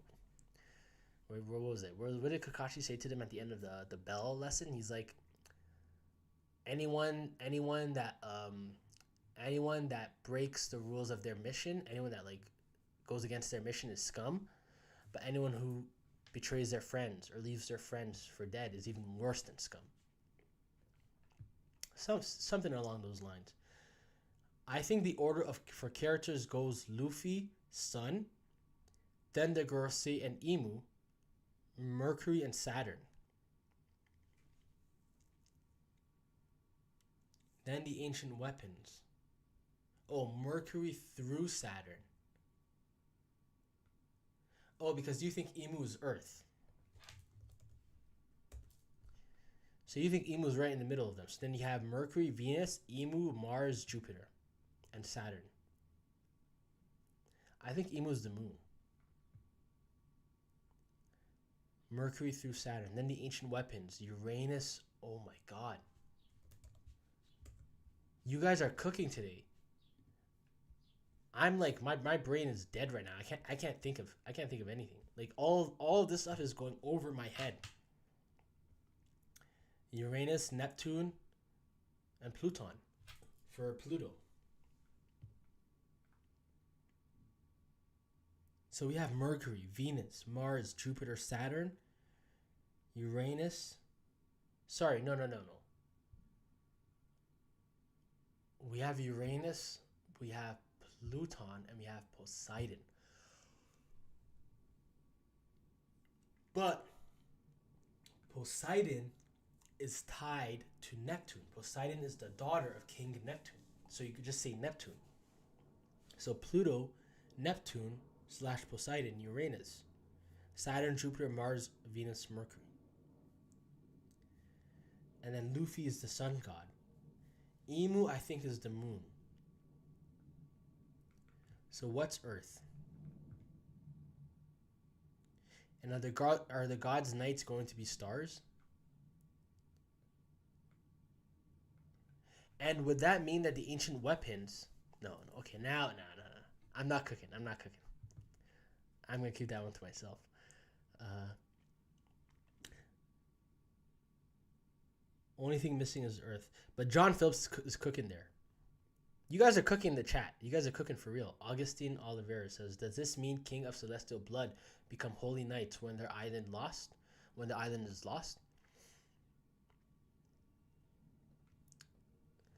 Maybe it's the ones that actually fought.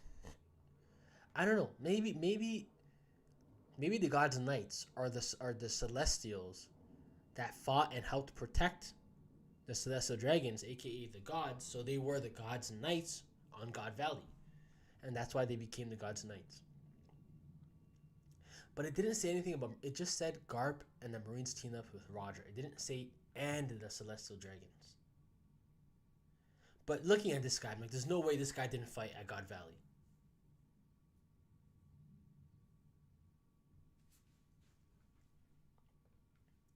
But again, why is this dude? Why does his hair and head look completely different than his silhouette? That's what I want to know.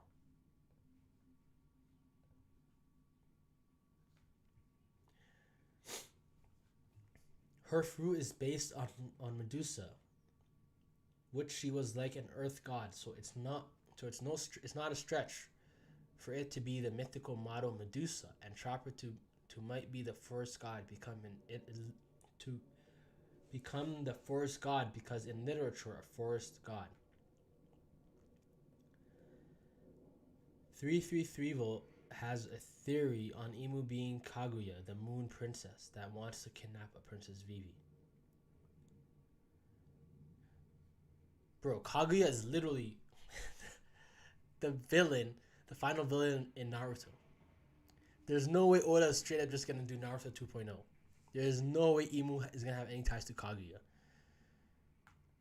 It's already been done in the shonen that is most compared to One Piece all throughout history. Already ended that way. She turns things to stone, which is Medusa-like. Yes, Emu is probably Earth, and Teach is the moon that never sleeps.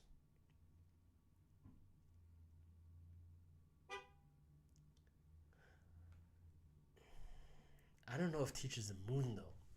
I don't know if Teach is a reflection of Luffy.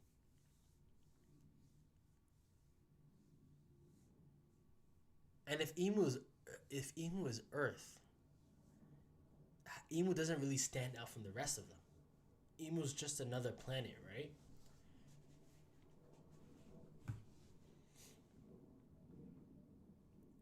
Mercury, Venus, Earth. It's so interesting, man. It's so interesting.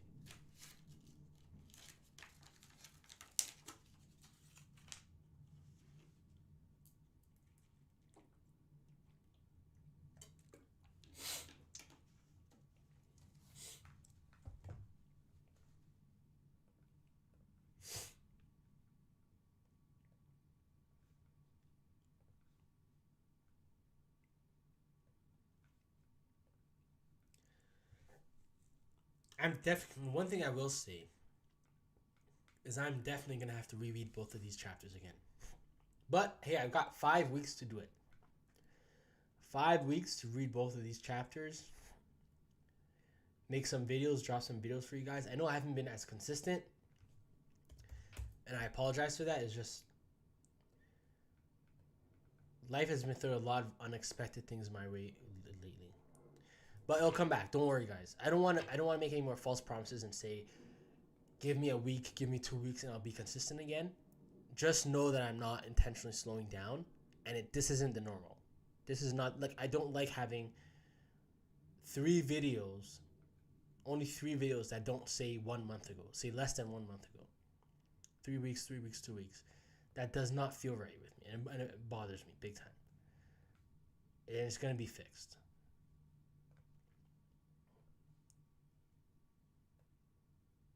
Just gotta prioritize some other stuff in my life right now and get that sorted out. But yeah, I think that's it, guys.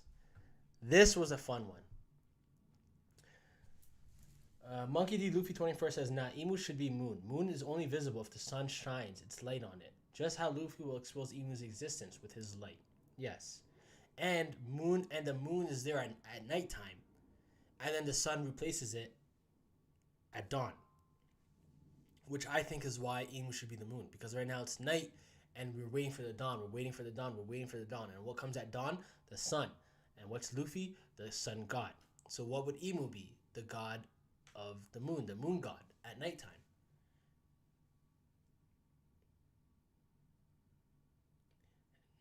I really hope that Yami Yami no Mi is in a mythical zone. It should stay at Logia. It should stay at Logia. Heat or Nuggets tonight? Yo, you guys want to talk some basketball? Also, for anyone, man, it's a crazy time for sports right now. I grew up my whole life watching guys like Zlatan Ibrahimovic, watching Benzema play for Real Madrid since so long ago. I can't even remember. Since Higuain used to start and he would come off the bench after Higuain was subbed off. Watching Messi from like 2006, 2005 when people were just talking about him. Watch this kid.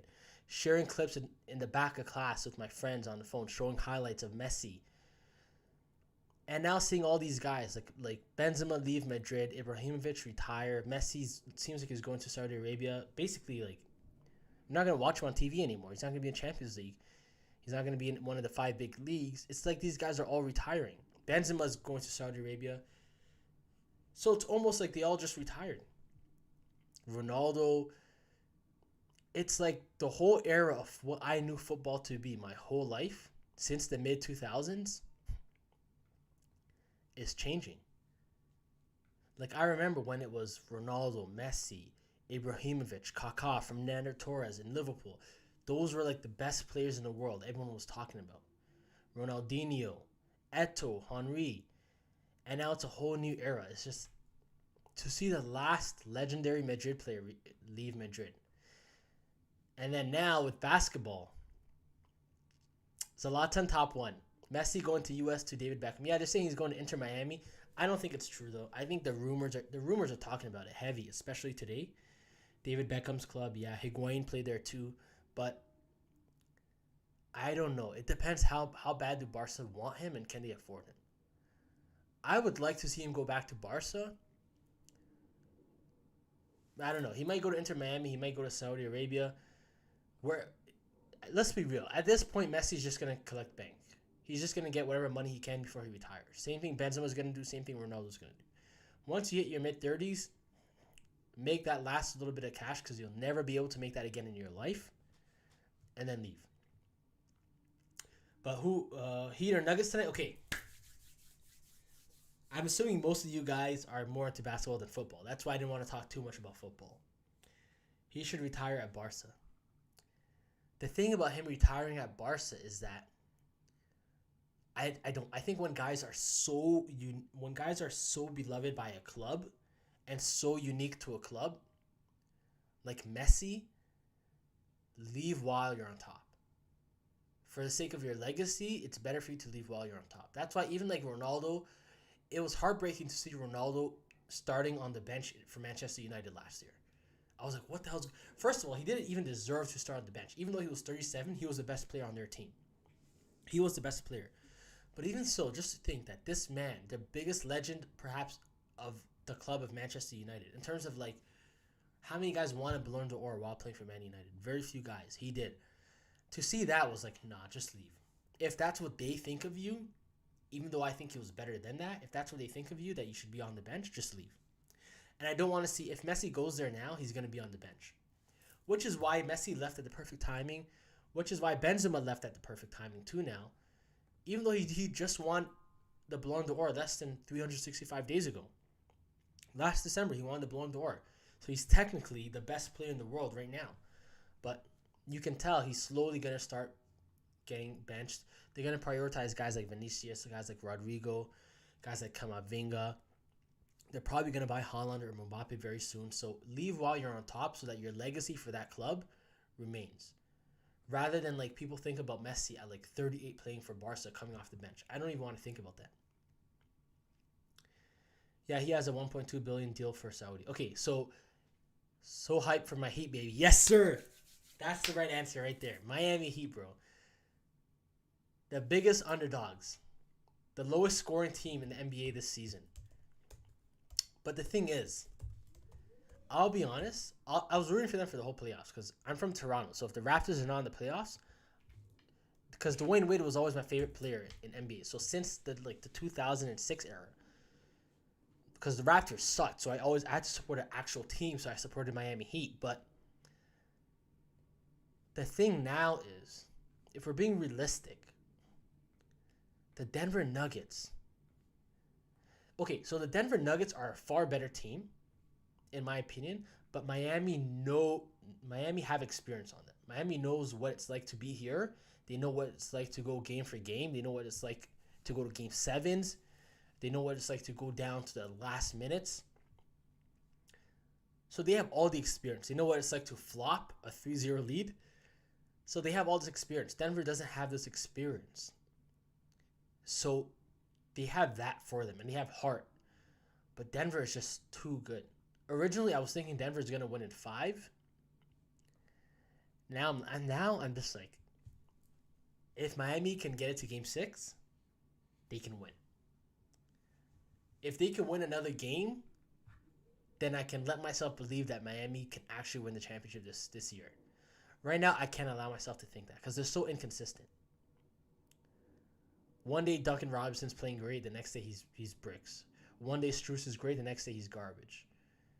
Vincent, even Martin, he was like so good in that game 7. People are saying he should have been the Eastern Conference Finals MVP. No. If you look at from game 1 to game 7, it's clearly Butler. And not just look at how Butler impacts the game off the ball. Caleb Martin's only able to get these points because people are worried about Butler too, right? But even Caleb Martin, like he had a bad game 1.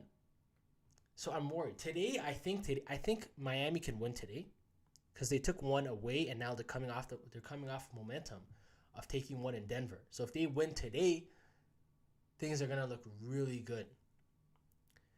But it all depends on Jokic, and not even Jokic. Just it depends on like the role players for the Nuggets, right? Aaron Gordon, KCP. Because Aaron Gordon played amazing in game 1. Jokic had I think he had like 14 assists in game 1. And then in game 2, he barely had any assists, but he had 40-something points. But they're a better team when everyone gets theirs, when everyone gets their share, not just Jokic and Murray. So it'll be interesting. But I do think Miami will win today. Even though, if I'm being honest, I don't see them winning the series. I see them winning today, and then we'll see. We'll take it from there. They can win the series. But I don't want to get my hopes up. I'm from Miami. Finally, our comeback season. Yo, I'm rooting for you guys, man. I'm rooting for you guys, Augustine. You guys deserve it. You do. Because, especially Butler, man.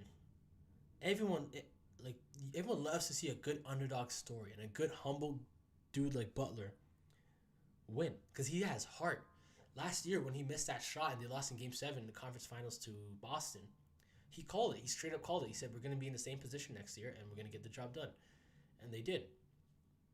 And he, at the end of the day, no matter how inconsistent he is, and he does have shit going on, I think, with like his father and stuff, when it matters most, Butler is there. Even if he doesn't drop 30, 35, 40, he's there. He gets his stats. I have more of a problem with Bam. Bam is more inconsistent, in my opinion. Nuggets are too OP. They're way too OP, man. Like I don't want to allow myself to think they're gonna beat the Nuggets because it just sounds so crazy when I say it out loud. Spo is also a top tier coach. He is. Thing is, the Heat were a one seed last year. I'll be honest. Heat being 8th seed doesn't really matter. People are saying this will be the first time an 8th seed would win the championship or something like that. Second time they went to the finals. Yeah, but let's be real. Miami aren't an 8th seed team. They may have been an 8th seed this year, but they're not an 8th seed team. They're one of the, if you were to say name some of the best teams in the East, Miami's gonna be it's gonna be like Milwaukee, Boston, Miami. Those are gonna be like the first 3 teams I think anyone would say in the East in the past few years, right? So they're not really an 8th seed team. And again, look, it shows. Look at how they beat Milwaukee in 5 games. Look at what they're doing without Tyler Hero. Tyler Hero's supposed to be there today, so let's see if he's there. If Tyler Hero's there today and they're at home coming off a road win, I'm giving them the win. I'm giving them the W. But it depends on guys like Duncan Robinson, like guys like Vincent, Martin. The one guy I will say that you can always rely on is Kyle Lowry. Even though he's older now, and maybe this is my Toronto bias speaking, because I watched his whole career for the Raptors, but every time he comes on, he doesn't need to drop crazy points. He doesn't need to get assists. What he does is he brings the fight back. This guy hustles and he gets rebounds when he's the smallest guy in the court. He draws in charges. Second chance opportunities. He's good at bringing the team's spirit back into fighting for it in the last minutes. He's really good at that, especially in the fourth quarter. So he's been consistent with the role that he's meant to play for the team. Butler could be a bit more consistent. Bam has been pissing me off the most in the entire team. Duncan Robinson played a brilliant game 2. But that game 7 against Boston was dreadful. Or game 6 was it against Boston. So they're kind of like all over the place, right? But I do think they have actually, I don't know. Do they have a better...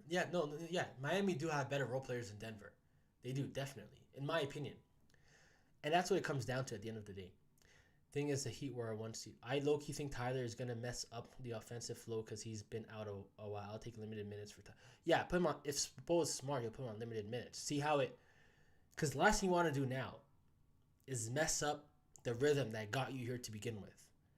Like Tyler Hero being out brought out 23 points a game for Vincent. 25 points in a game for Caleb Martin. And they're not doing this in one game. They're doing this multiple times, right?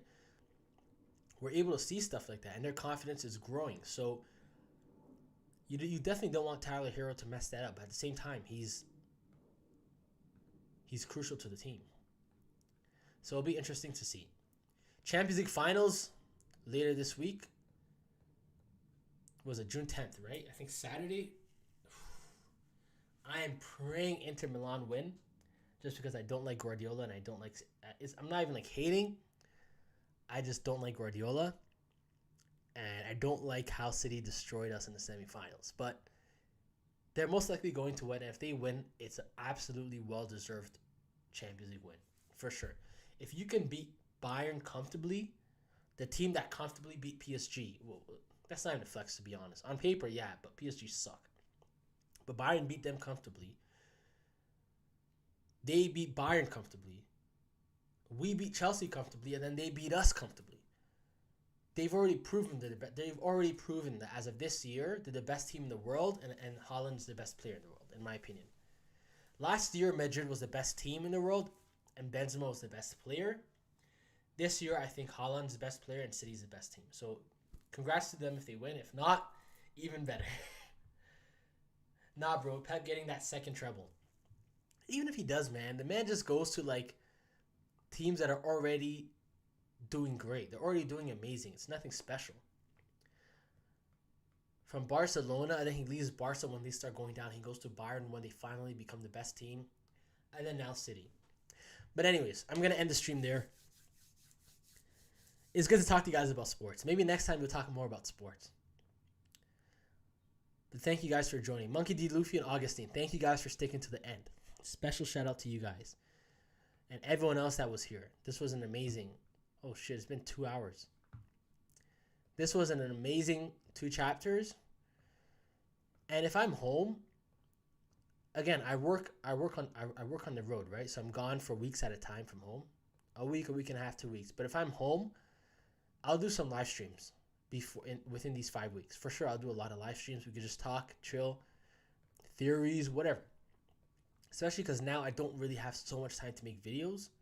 I would love to just get on here, live stream, and talk with you guys. So, again, thank all of you guys for watching and sticking here to the end. And that's it. I'll see you guys when I see